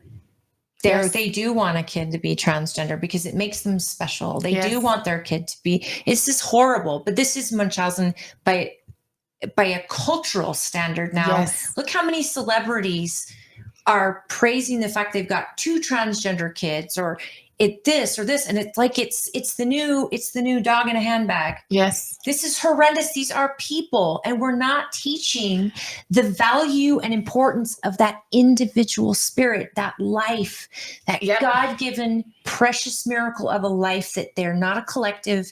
These are individuals who can do extraordinary things. China and we're not even need to teaching invade. them their value because kids don't even see themselves as valuable. No, they're pawns. They are, but Our kids are pawns. We're telling them they're not. Right. If they're not standing up against something, no faces, just voices. And if they're not all together on the exact same idea, doing the exact same thing, they're not important. In fact, they're against you. Yes. This is why so many white women in America, Karens, scream loud for you. Yeah. A a woman of color. I don't want their saviorism. Right. Yes. Then they think they're all this, and yet they'll be the ones harassing you online because you stood up for yourself. Right. And the words that are most inflaming are no, thank you. That's literally the most inflaming words to some of these people. I will replace, when I get hate, I'll replace it with Martin Luther King's hate cannot drive out hate, only love can do that. And light can drive out darkness. Blows up. And you just sit there going, if this is how you react to things, I want you nowhere near our kids. So if I can just sum that up, the USBE is being asked to make decisions on diversity, equity, and inclusion, and they have nobody there who can really speak to that and who can speak to it having come out the other side. It's amazing. I mean, you're living the life. You are an example of a success story, and success is relative to whoever you are. What success means to you is something different to me because each of us are individuals. I challenge people to really, really consider. I hate the fact that they have these school board meetings at 9 a.m. on a Thursday. That's asinine. And I hope if you're elected, maybe you and the rest of them can get on board to have them in the evening where parents can actually attend. That would be amazing. Because I think transparency should be key. I know Natalie said she will lead with transparency. Monica has agreed to that. I think that if you were elected, you'd probably agree to having an evening school board meeting, even if it goes late. Right. They do go until like 1 o'clock in the morning sometimes. I mean, and that's another thing where it's, why don't we have one then twice a month instead of once a month and 3 times a month? Do what's needed. Right. But a parent has to be a part of everything that school board does. Right. Otherwise, there are parents who are gleefully unaware of what's happening in their kids' school. But there's also people who tell them to be. That is an issue. Absolutely. Administrators Same in the government. Who will like send out I know you might have watched this podcast, but I just want you to know that none of it's here and it's completely made up. That's why I print off things and bring in the evidence, because I'm like, I'm not a liar. And it is here. I wish the American voter too. Yes. They read headlines. They don't read stories. Yeah. And the people writing these stories are skewed to one way. Right. And then the parent will watch the evening news. Right. And it'll reiterate what the headline told them with no context and no need to dive further. And parents are the same. I'm guilty. I never cared about the school board until my kid got some bad curriculum that was just off. It could be seen as okay, but he was in 2nd grade and it was over what form of government does America have? And it was socialism, communism, or democracy. And my son put D, a representative republic, and he got it wrong because there was no D and that wasn't the option. Oh yeah. Wow. But I go in there a big deal. Ready to huff and puff. We are not a democracy. And right. The teacher was a doll, and she's like, well, this is just the curriculum, so we have to grade based on that. And so you have to take it up with the administration, which I did. They said, well, we got to go to the school board who approves the curriculum. Well, it's still the same. 2 years later, my daughter had the same test, and I just went, when me as a parent, why do I got to go to the school board? Why aren't you advocating for me as the teacher? Why aren't you as the administrator advocating for me? And going up the chains, that's when I started to get really. We also need to remember it goes back to this, right? It goes back to closing. It goes back to closing and not telling what's going on. So there's oftentimes we had multiple schools with teachers who asked for genders at the beginning of the year, and when parents went and said what's going on, multiple schools said, oh, it was just a substitute's mistake. They forgot to tell it. And of course, why is it the same thing in different schools? And then I was talking to a friend in another state, and she said, that's the same answer we get. And so then you start going, what's going on then? It's a practiced answer. It's a practiced answer. So what's going on? It's Natalie Klein referred to, I watched one of the videos where she had said, she was asking questions because they weren't including white and Asian students in the graph, the Venn graph about whatever. And she asked, why are white and Asians not considered races when you're talking about college school kids? And she's asking a bureaucrat who's sitting there like you're watching something on Congress. Mm-hmm. Well, I don't have that in front of me, but I did not write this graph. And she's like, great, I'll wait to find out who did, because I'd like to know, are white children and Asian children not considered races? And why aren't they being considered in this? Like, what are we doing? What are we doing? And they pawn it off to a bureaucrat that doesn't have it in front of her. Sorry, I can't help you. But I'm sorry. Yeah. You're going to be the boss of these bureaucrats. Right. As an elected. You're the one who's accountable. These bureaucrats wait you out. They'll wait for your predecessor. They'll wait for whoever. They keep their jobs. Right. Nearly impossible to fire. So as a school board member, I would want you to make noise there.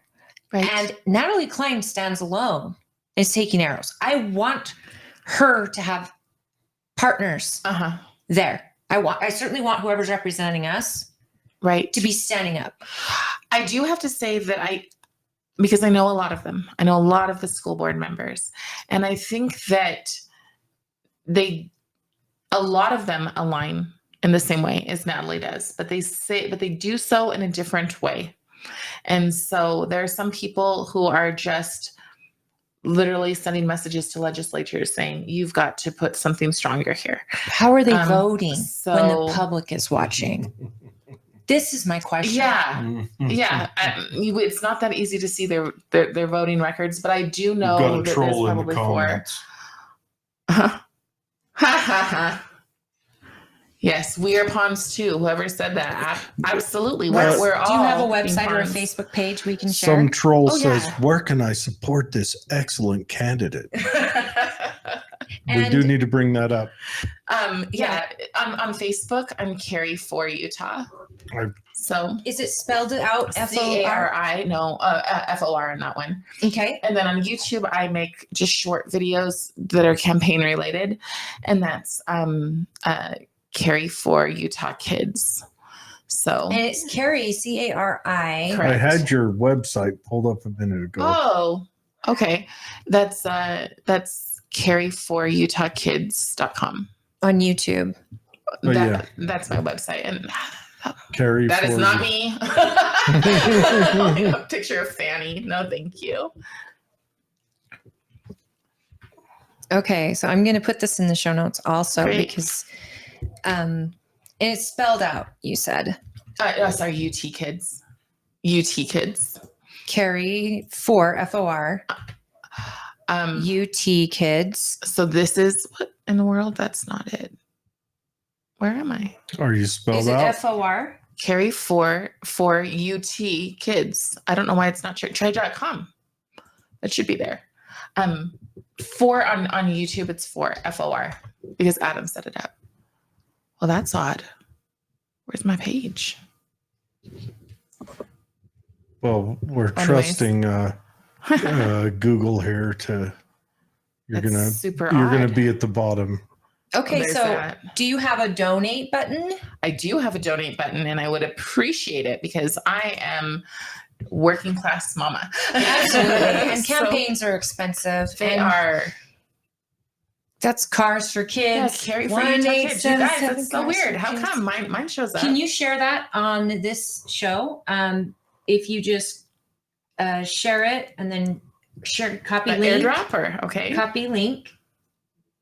Okay. And then go to Facebook, go to our political page or Political Head Trauma. Okay, so I've got your YouTube. In the comments, you can share it. There I am. Yep. There's your YouTube. And then if you...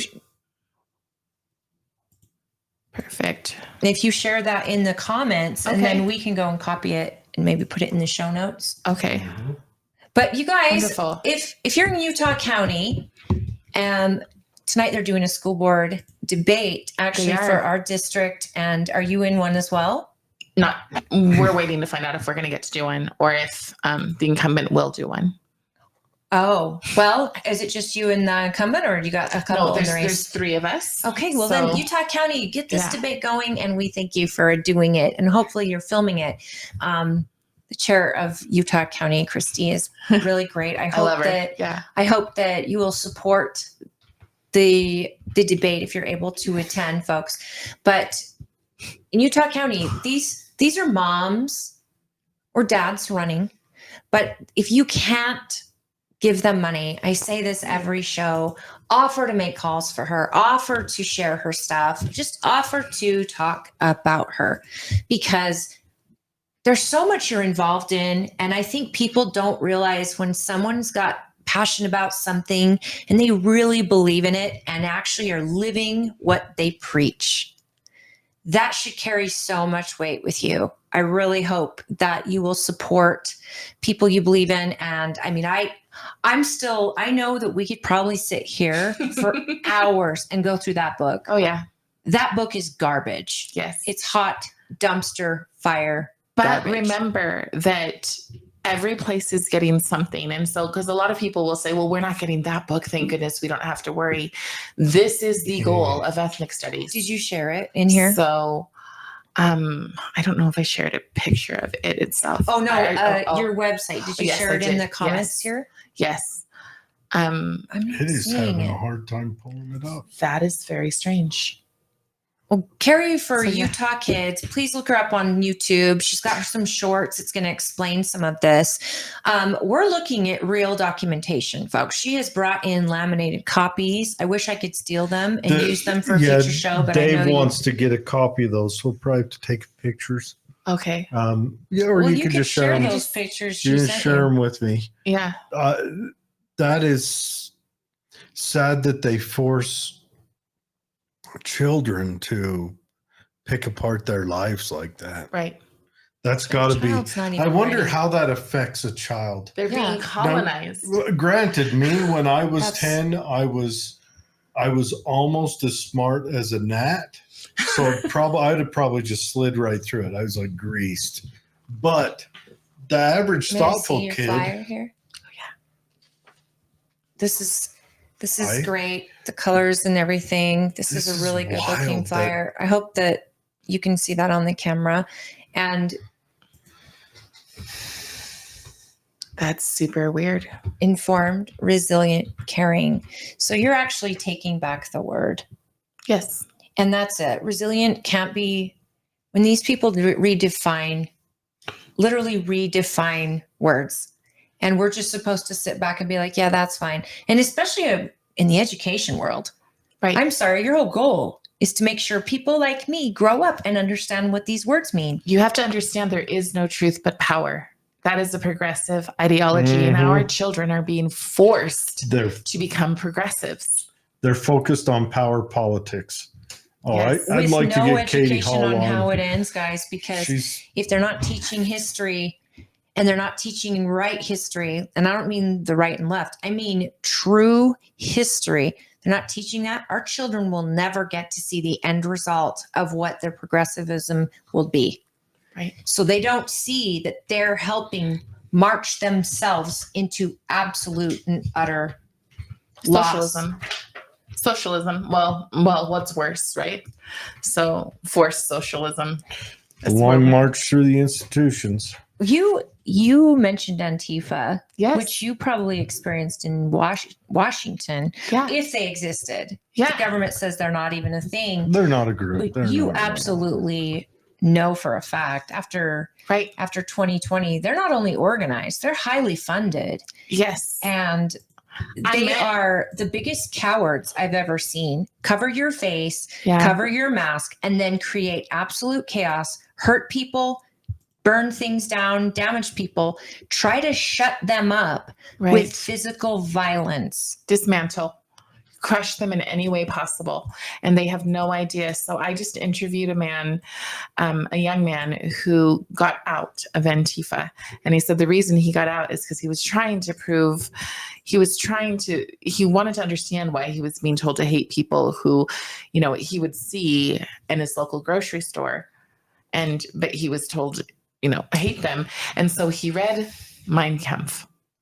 And then he realized he was doing that. He was exactly what He was the fascist. And so and what they're doing is literally fascism. Absolutely.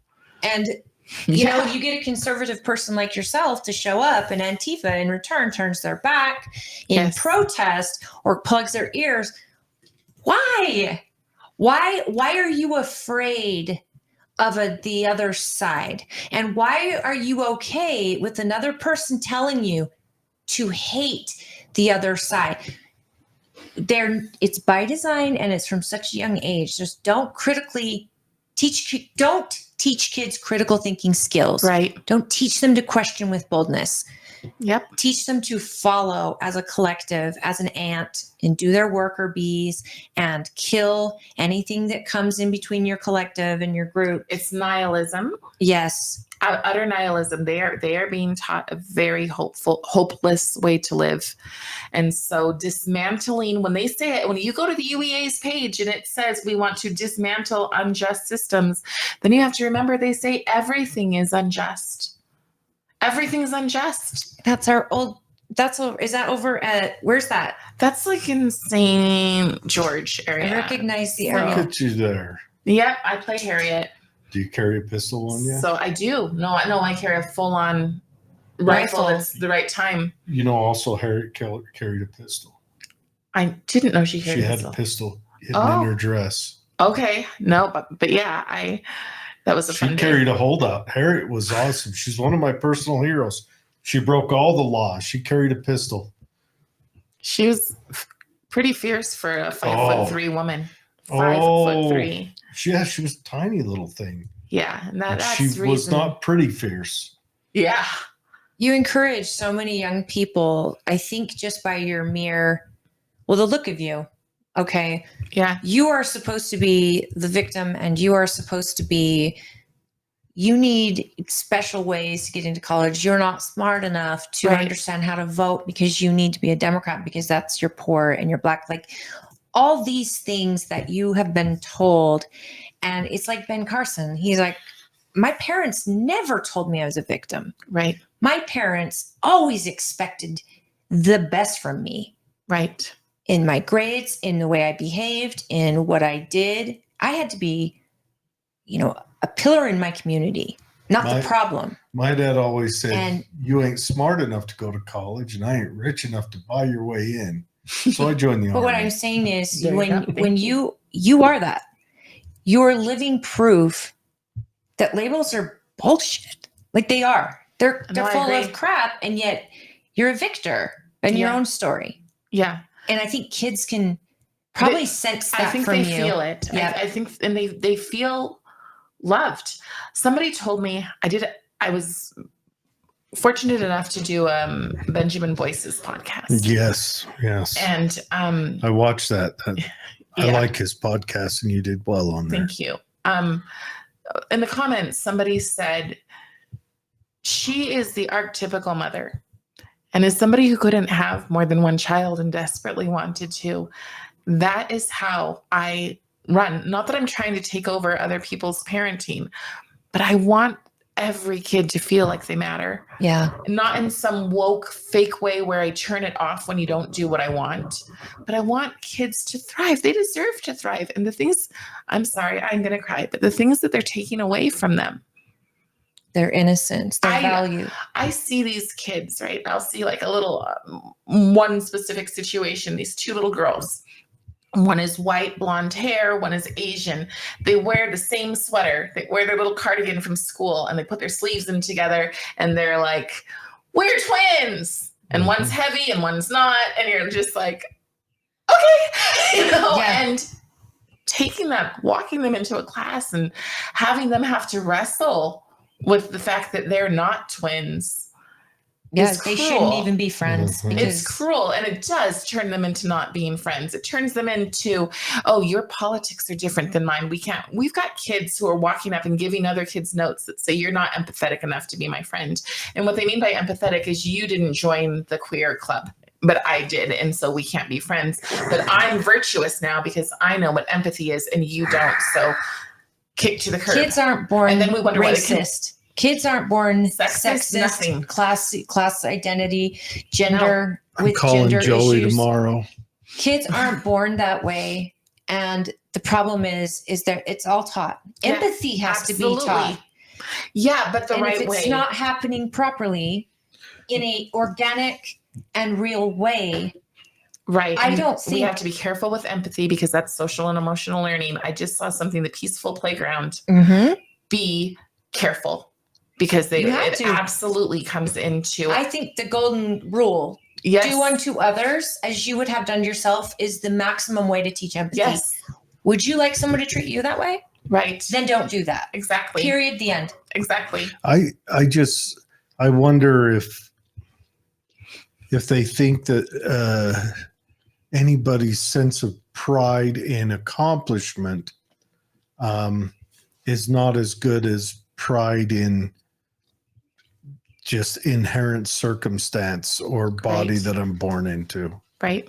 Or circumstance. Now, granted, there is something to be said, like there was always wealthy kids who looked down their nose at everyone, and they didn't earn that. That's something that someone else earned. And they learned that from their parents. But the pride in accomplishment, the kid who wins a spelling bee, or this is for you, Dave, the math bee. I don't know what they or scores a touchdown.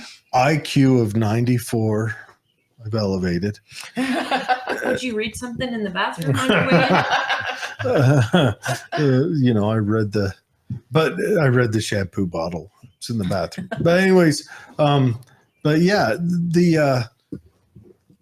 that's a sense of accomplishment versus, they're actually teaching the same thing the rich kids learned. Look down your nose because of something that you didn't earn, or something that, you're born with. Look down your nose at other people instead of gain a piece of pride for an accomplishment. Your key there is other. That's my issue. Stop teaching any child. Yeah. Stop as adults othering each other. Yeah. Just stop. Look at a person as an individual. When we are told lean into collectivism, that should be the biggest red flag in the world. You have to look at the person as the individual. Understand why that person might still be wearing that mask. You might think all sorts of things, but you don't know why. Yeah. Understand why I didn't wear it. I didn't wear the mask because I was sexually assaulted for 3 days. So for me, the idea brings up trauma. It brings trauma. And to have people yell and scream at me in stores, it was like, it's not your business. It's just not your business. Leave these kids alone. They have all sorts of things that they've gone through that's not your business. Your job is to give them hope. Period. The individual spirit, it matters. That's why God put us here in this time, and we're hopefully creating a generation that can save us, because we've done so much damage in the name of security, right? In the name of progressiveness. And the truth is, we're going to need these kids strong, and we don't need them. We need them to understand. I'm going to tell you right now, keep going. Their individual spirit is the only thing that gives them strength. Yes. I keep going this way. The kids will be made strong by the hard times that these kids make. It's true. But no, you keep going this way. You'll make the weak men, the hard times will be made. Yep. And then someone down the line, your great grandkids, will have to earn it. Yep. They'll have to make the good times again. It's going to be sooner, I think, than we realize. It's a circle of life. Right now, we're watching our children get marched into their own destruction, and we're not doing anything. You're doing something. Trying. You're running for office. You're created a part of a collective of moms and parents who want to homeschool, and you're teaching. And this is how I feel when I do the Patriot Camp. Yep. Just teaching these kids. It's that light. It's that individual light you see, and each one of them start to go off. And there is no greater feeling than having an impact. I would love to have had 10 kids, but I was blessed with 2, and it was way late in my life, and it was a miracle on its own. Yeah. And I am so excited when I see young kids trying to figure something out. When my own children will bring up questions during a show that will stump me, and I'm like, let's go to the history and let's read about it, because I don't have the answer. And they look at me like, you don't have the answer? And yes, because I'm a real person. I'm up here in your eyes, but I'm fallible. I'm perfectly imperfect. And you are too. So are your teachers. Be less wrong more often. Absolutely. Right? But never give up your values. Right. And the things that feel right. And trust your instincts. Right. Trust them. Don't ignore them. Right. And that's why we fight. We fight because they're coming for the values. They're coming for faith. And those are the reasons that, if they were just going to teach them math was wrong, we could reverse it. I can hear that. So sorry. He's rubbing the mic. I'm wearing headphones. I know. I'm just boiling over here. Like I had to, this is something that I mean, can you have a theme song? Like thinking Pink Floyd, a little bit of the wall. Kids alone. Yeah. Seriously. You know what? If we get to the point of parade season, if I make it out of convention, I probably will have a song like that. If they won't let you have it, I'll be down there with the boombox following you with it. Yeah, say anything. You're out there. Yeah. I just need to get me like a. Are you running conventional? But I don't think. Or are you I getting am. signatures? No. I would. Hear that, folks? Music to my ears. No, I believe that's the one way that we elitism is the biggest problem in Utah. Probably one of the biggest problems because people don't listen because they just think that they know everything. And so haven't heard it put that way yet, but you're right. Yeah. This is the way that the little people have a voice. If money gets you on the ballot, it does now in Utah, I think USBE 54. And the very legislatures that will tell you to your face during election season, they don't agree with it. When it's time to do the work, they're not putting bills forward to end it. So that should tell you the very legislators that control it and say they'll do something about it, do nothing. And I'm sick of that. I'm sick of it. You either believe in the party's private right to run elections the way they see fit, or you don't. And if you don't, it means you like having enough money to get your name on that ballot for the primary. To hell with the delegates. They're a bunch of right-wing crazies who don't understand the values of Utah. And yet they're the one people that are sitting home doing the work. They're learning each candidate. They're learning their name, their platform, their good ones. We may not have good ones. I mean, it's corrupt too in ways that they get people to run as delegates. Right. Regardless, but when you put it like elitism, money gets you on the ballot in Utah. Yes. Which I did not expect. I honestly moved here thinking that Utah was that place of loves America, loves family. You're thinking about Wyoming. So no, she's thinking about Twilla County. Okay, so for anyone who wants to move to Twilla County from California, what you do is you head south. Head south, hit the border, then head east. And it's spelled weird. It's spelled Arizona. But, Phoenix, wherever, Mesa. I don't know if they could even head west. There's a place called Ocean. And they have no taxes there, no state tax. So that is true. That is true. But Twilla County got closed off, and we really feel bad. It's a problem. I mean, I don't know how you got in here into the county. Like I said, she doesn't either. It really was twisted. Were you running Google Maps? Yes. Good. That's a good call. If Did you have don't know service north, the entire time? Yes. Okay, then. I think you came the back way, maybe through Lehigh. Yes. Okay. Welcome to Twilla County. Yeah, it was through Stockton. Weird. I don't know. Okay, when I you're going home, and then just I was know here. when you get out of this neighborhood, you're going to take a right and you're going to go there. Let me tell you about Stockton. I've gotten one ticket in my life. It was in Stockton, and I was doing 2 miles over the speed limit. So watch your it's speed trap town. Yeah, but because of equity, I won't get a ticket. Maybe, but also Stockton's whole police department quit like 6 months purpose, ago. But now the county is watching out for. So you actually might be okay now. Maybe they don't have someone watching speed there anymore. I don't know. But we'll have to ask Nando sometime. Can I just? I watched your show before, and I already just thought you were awesome. But I feel totally amazed at this human being that is sitting here with me. Not him. You are amazing. What a light. Thank you. What a story. And I bet we could have you on for 5 different other shows. So I hope that you will consider. I would be happy to come back anytime. Yeah. You know what, though? Can I just say, and I know we're not supposed to say that on the campaign trail, but I'm a light because I'm a Christian.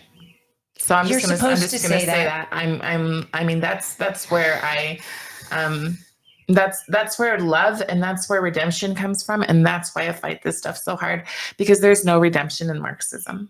So you're speaking right to my heart, because my whole being and self-worth comes from my Father in heaven and the promise I have to be with people I love when this is all over. Yeah. And that we have one job in this world, guys, is to love, to be loved, to be kind, and to raise kids that feel the same and do the same, and carry out the name of God and do it with that love. You have no reason to apologize for saying that. I don't think you. None. I'm not even religious, and I'm saying, yeah. I mean, I really do. Like, even James Lindsay will say that the way that we save ourselves from this mess is Judeo-Christian beliefs. Like, that's the only It's crazy, thing. right? It's a moral people that give us our freedom. Right. And when they're not moral, our freedoms are gone. And that was what, George Washington who said that?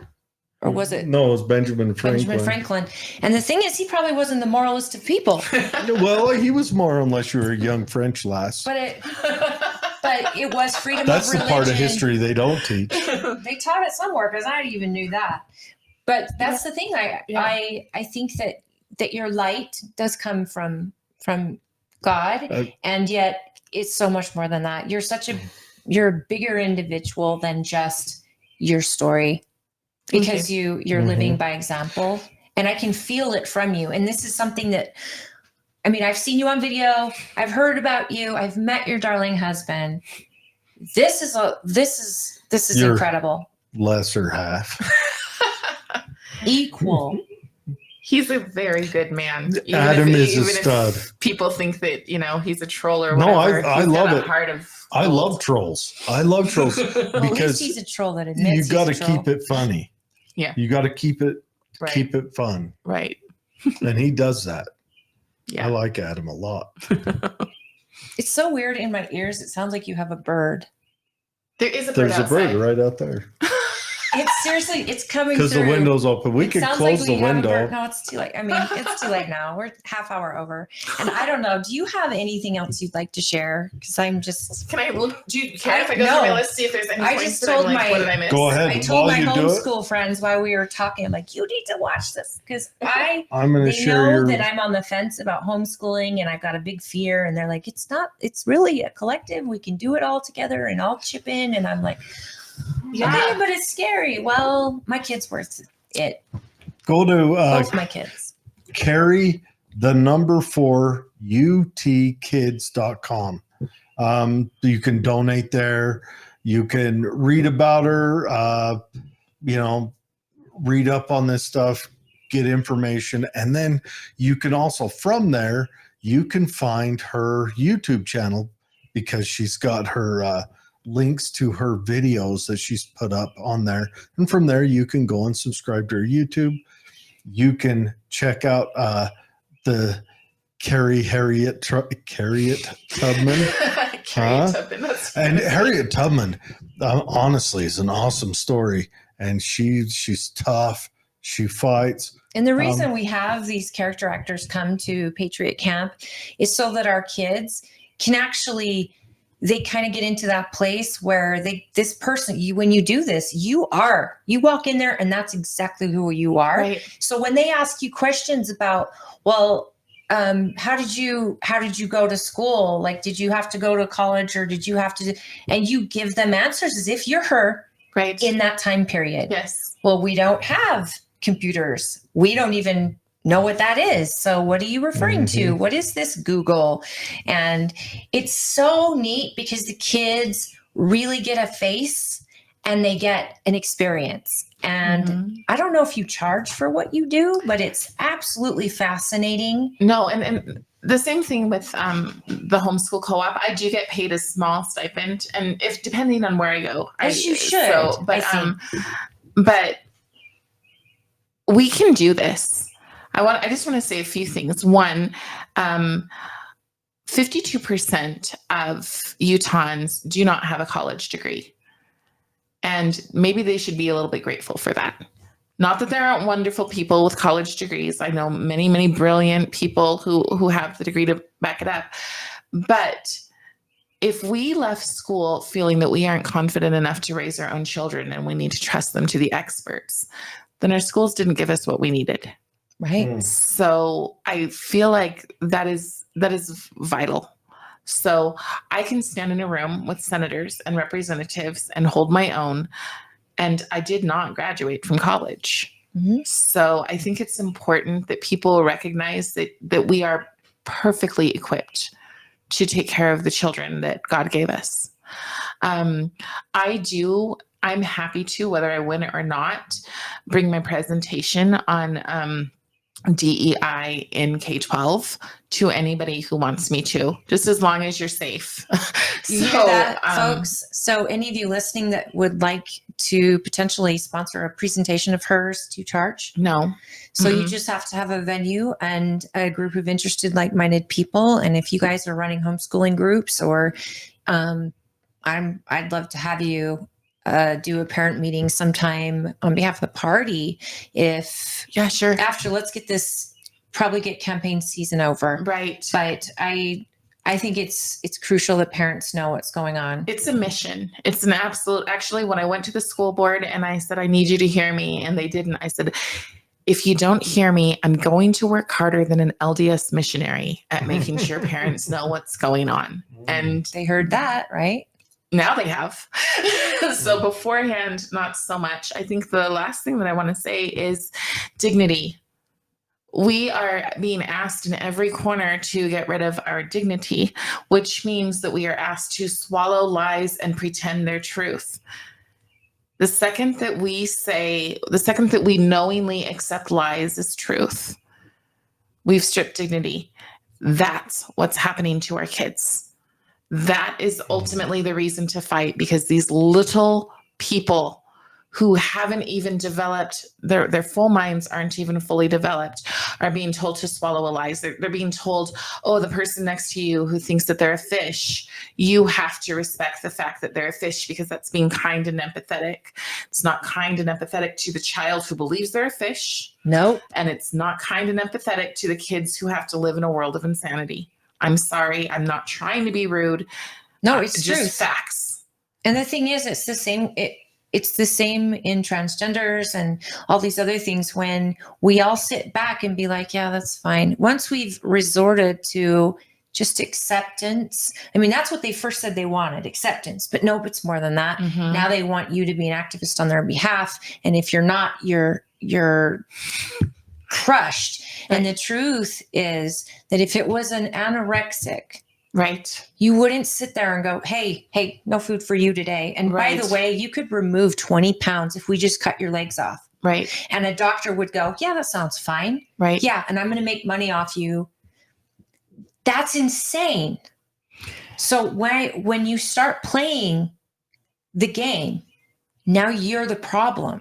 You're right. not helping these kids. You're hurting them worse. One more thing that you said, because it's access. So James Lindsay has this really good point on how that happens. It's really important for people to understand that the first thing that we do is we say, oh, okay, somebody needs access.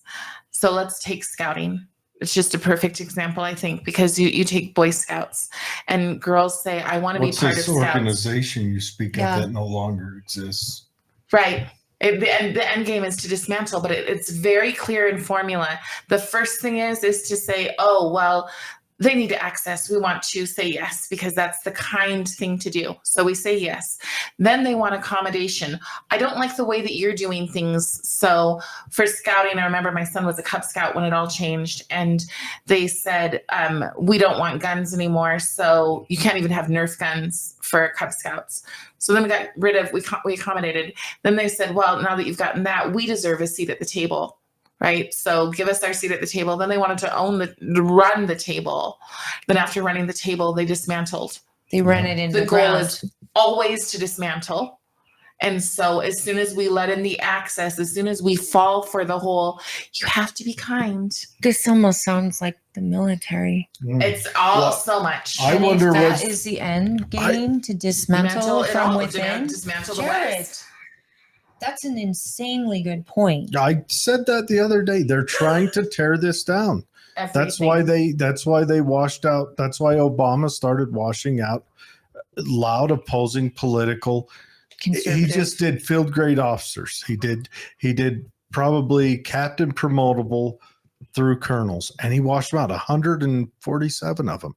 And you're right. That's what they do. I wonder what Sir Baden-Powell would say about what his organization became. Right. He wrote it. He initially, this is the best story. He wrote it as a training guide for military scouts.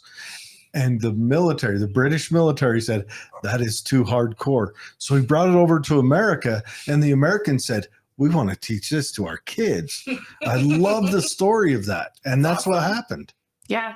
And now we're in a place where it's all to dismantle. So the way that we win is not to. So my son is still in Scouts because we found a group of people who weren't buying into this nonsense. Just carried on the old school. And we're keeping on the old school. Got the old Weeblo book that was still brown. But I'm like, I know women who've got their girls in Girl Scouts, and they didn't even think about joining the Boy Scout. It literally was called the Boy Scouts. Right. And so it's and our boys need it. Why do I have to infiltrate? Why are we going back into segregation practices again? To dismantle.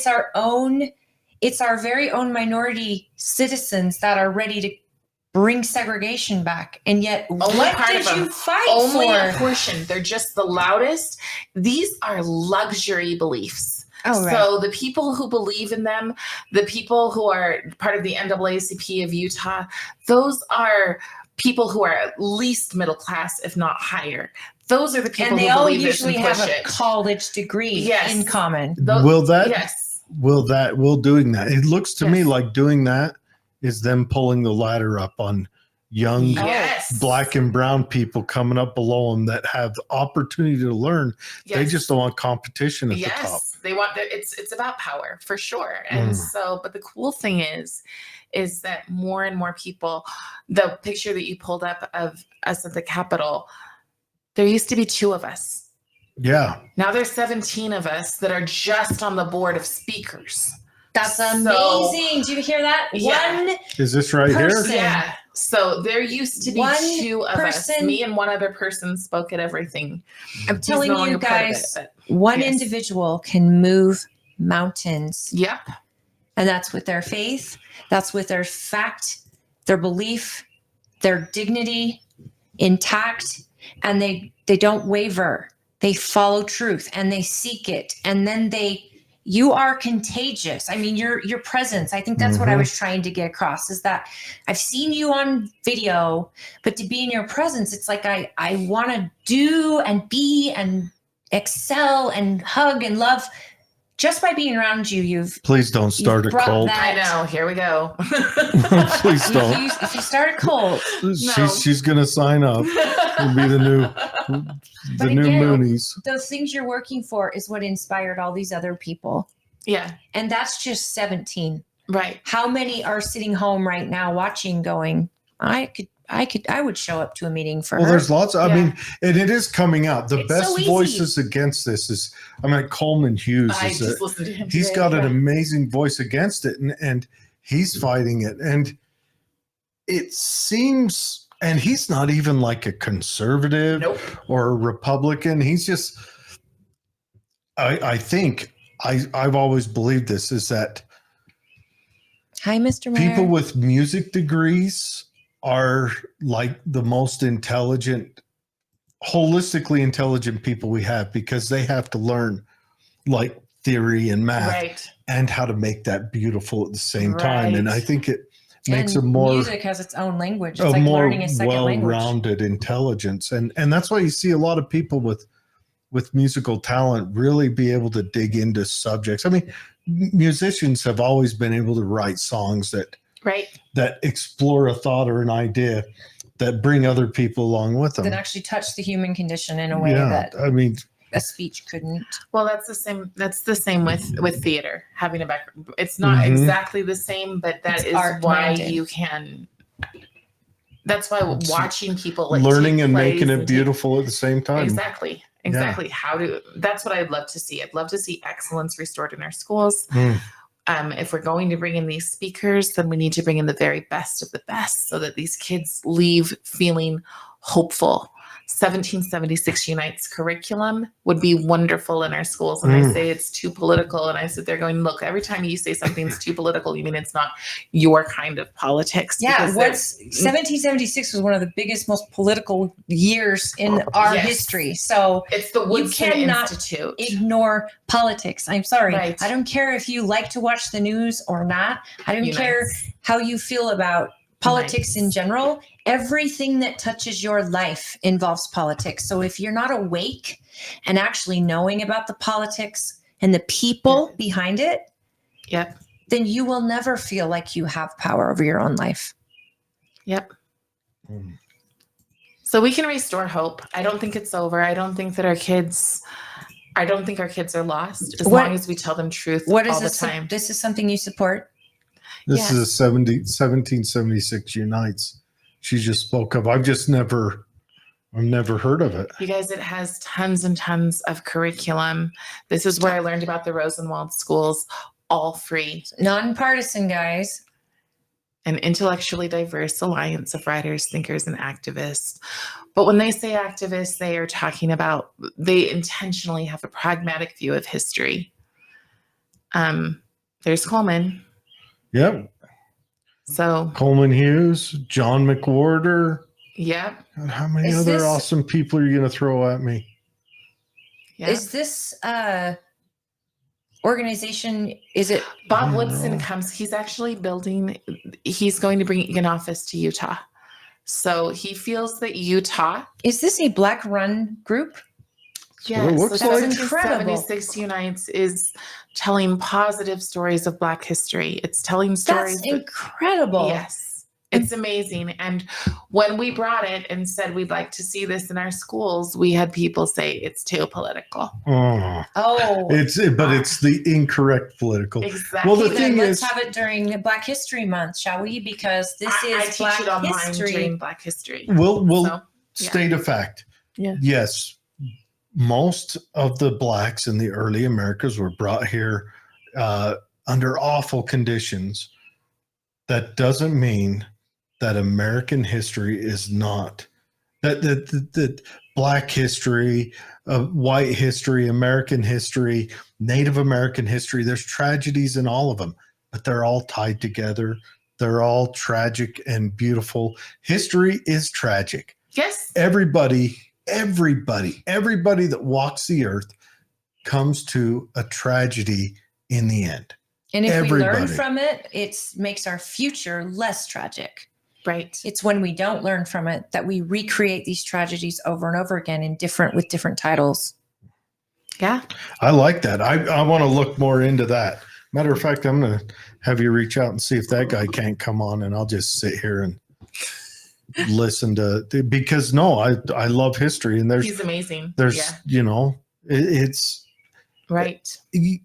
It's, and there's so many parts of history that are not taught, and most of the time it may not be because we don't like the race of this person, but like the story of the Buffalo Soldiers, right? They went down and defeated the Spanish in Cuba. They were the infantry force down there. They're not really talked about because not very long after we went into World War I, which overshadowed all of that. Right. Because that was a world-changing moment. But anyone who gets into the military history, especially like the Old West Cavalry side, knows about them. Lots of people do. And it's Bob Marley wrote a song about it. Yeah. But that's what I was thinking too. He did, but he didn't write one that even relatively came close to what their story is. I mean, they were stationed at Huachuca, which my brother was stationed there. It's a wild, interesting story. But I think you're right. What's getting really bad though is who are these historians writing and recording this? Yeah, that can all be lost in translation. The value of the Buffalo Soldiers, right? But even our history has been skewed, right? And so without the writings of Harriet Tubman, without the writings of of George Washington, we're only getting some of the story. Right. Even then, we're only getting their perspective. And it's been almost like by design to wash our history. But I don't think we can spend forever going, we didn't get all the story. We can't learn a lesson because we only got a part of the story. Oh, never. Right? Because then you can hear a quote and go, I mean, when I interviewed the Antifa guy, he says, the problem with our generation is that we are a generation who learned on memes. Oh, ain't that That's all they've got is memes. And so, but I love memes. Okay. Don't take memes away. I love there's quotes, not enough context. We can't. The problem is that not only are we obsessing about not having the full story, but we're also looking and being angry about not having the full story. Well, but that's the reality problem of without life. having the whole story, though, is people will fill in the details that aren't there. And they will be wrong, and they will not. Right. They'll not teach it right. I mean, if you're going to talk about Hitler and how he came to power, you really have to talk about the good and the bad. Mm-hmm. There was a lot of things he did that was good to the people. They wouldn't have followed him. Yeah. Right. No, and we talked about him in class. If we can actually get to the problem, what I'm saying is there's a whitewashing of history to keep our young people from. There's a red washing of history. That's it. That's the big one. It's is that they've redwashing. Specifically gotten rid of Mao and Stalin and Pol Pot so that they can do the Lenin, the Holodomor. Absolutely. Most kids can tell they you only know about who Germany. Hitler is. That's it. But they don't know who Mao is, and they don't know who Stalin is. And most adults don't either. Yeah. It's been shocking. And at the same time, in all honesty, I've only learned about these things in the last 3 years because you can teach yourself. Because you were shocked into it by witnessing something else. Watching the Asian people in Washington State go, everything we saw, everything we ran from is here. It's here. And when they said that, and when they were willing to talk to me as a Black woman, because in all honesty, Asian people and Black people don't have that great of a connection together. But when they were willing to sit and tell me their stories, and as they're telling me their stories and I'm listening to Red Scarf Girl and I'm like, whoa, these parallels, as my son said when he was in 5th grade, Mom, the parallels between this book and Animal Farm are uncanny, or between life and Animal Farm. Yeah. Right. And so when they're talking and you're listening to them, and that's the thing. Why don't we have them come in and talk in our schools? Absolutely. Like, this is what I'd love to do. Let's restore excellence. Let's bring them in. They're here. We've got people here who were Jewish during, bring them on over. Like, why does Utah's left have to be people who own marijuana shops? And I mean, and these are the people who are the role models. Why? We have people from North Korea here. Yeah. Where are their stories? Go tell them. I worked with a woman at my job who was from China, an immigrant from China. And I sat down with her. In fact, we had a party for her when she became an American citizen, and it was so exciting.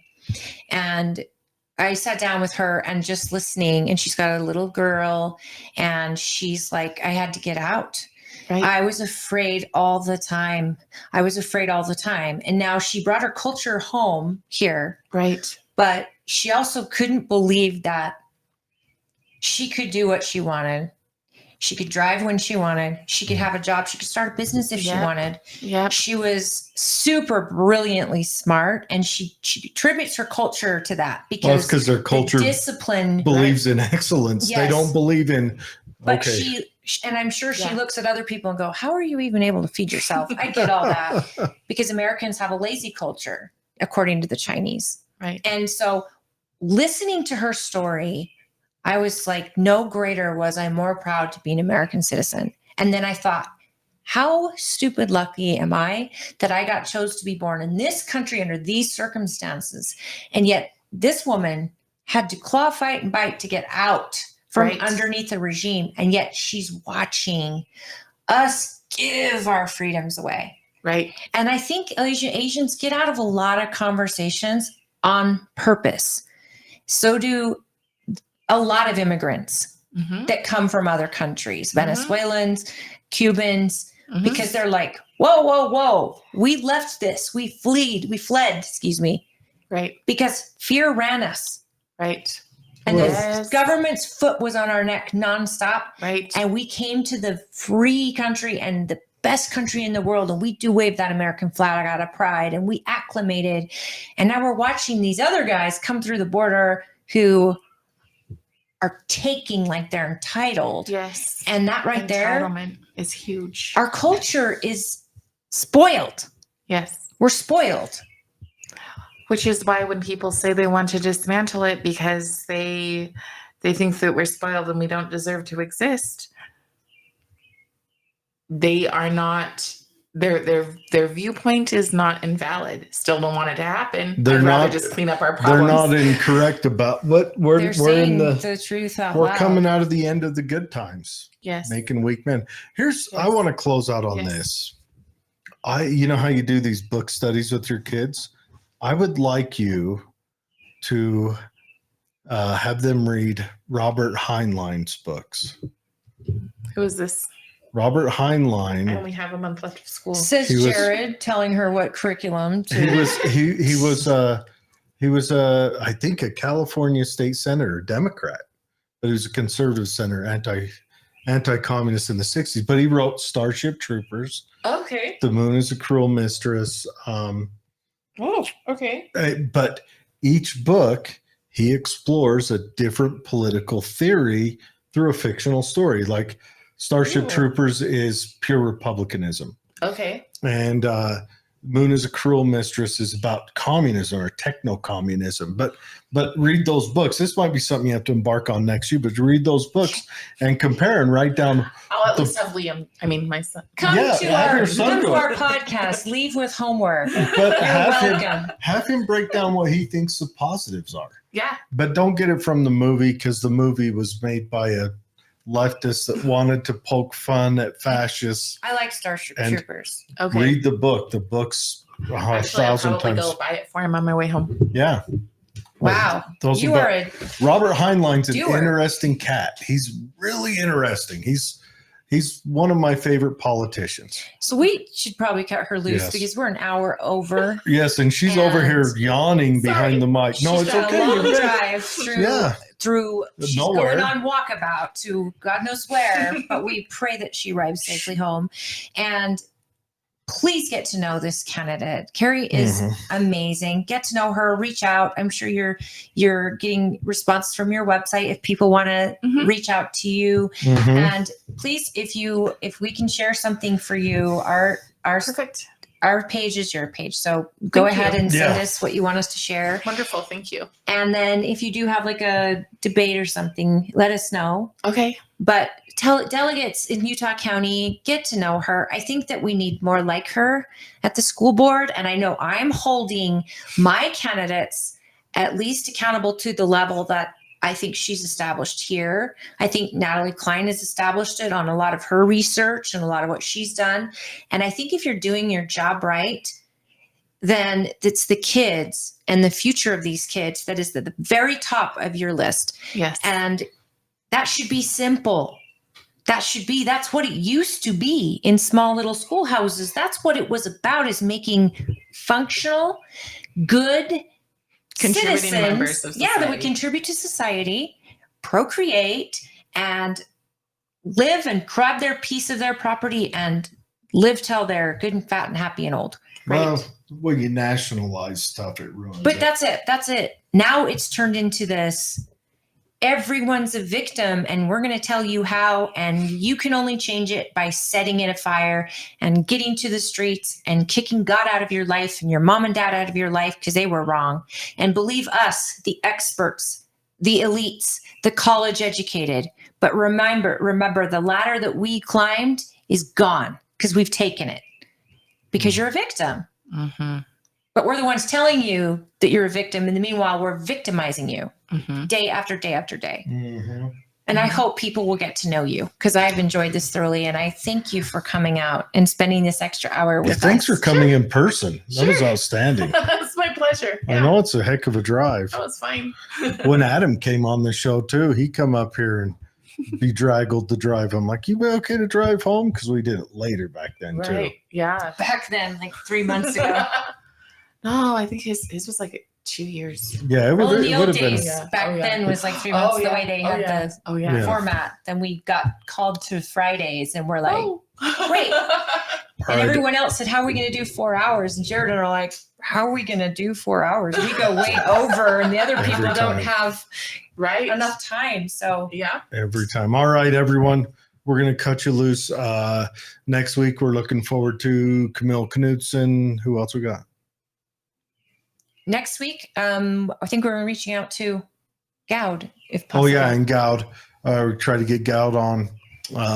He's actually running for office instead of just being a thorn in their side. So and a topic of conversation constantly with our other guests. Yeah, we want to get him on. Gowd's an outstanding guy. I always enjoy chatting with him. And Camille is from Stansbury Park, and she is running for our district school board here in Tooele County. So we have been trying to get her on, and we are just really excited to have her. We're also extending an invitation to Matt Hines, who's also running, so that we get all of them. And you let us know.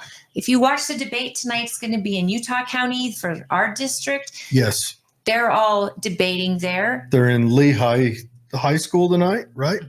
I believe so. Lehigh is all I know, but I'm excited. We have it shared on the Tooele County Republican Party page, and I believe it might be shared on our page. Yes. But go watch, go watch, go ask questions, get in front of these candidates. And she is a Utah County candidate. So get to know her. I hope you're at the debate maybe. And then you can answer questions of people that maybe just in attendance. At a Utah County debate? She's out of Utah County. Yeah, but no, they're having a debate tonight from our district. It's just our But district. last night we went to Trent Stagg's event and look at all the candidates that showed up just to be there, because you'll have state delegates there. If you want I was at a commissioner one yesterday. Okay. So, see, excellent exposure. I'm wondering if they're going to have a debate for your you and the other two that are running, the incumbent. We'll see. I hope so. I might sell popcorn. Girl, all you have to bring is that little stack, and I would make copies of it. Yeah. Because every time you hold it up, especially to that incumbent, you hold it up and then you say to the crowd, if you want a copy of this, it'll be over there at my table, and make sure you've got lots of them, because people don't believe it till they see it. Right. I know. That looking at that, what that little girl had to fill out was rough. I know. I'm like, that little girl had to go home with so many questions on her Kids are mind. not equipped for this, nor should they be. All Let them right. be kids. Guys, have a good weekend. Be safe. Humming. Hey, happy Easter. Oh, it's Easter this weekend. Of our Savior, Jesus Christ. Yes. At least for me, I'm grateful. I'm super grateful. And I hope that all of you enjoy your Easter with your family. Yes. And thank you for being part of our show. Yeah. Everyone have a good one. We will be back, I think, Wednesday. I think so. I think we're going to start taking on a Wednesday night show. So, guys, for a little while from to get 6 through to this. 8, we will go live, and we're bringing on special guests for those nights if we can't get everyone in. And that's what we want to do. So if you have a candidate you'd like us to bring on, and you might be able to have a connection with them, reach out to them and invite them to talk to us, because we want to get everyone on. And that includes Democrats, independents. Educating our populace is what we're all about. Have a good night. We'll talk to you guys Wednesday.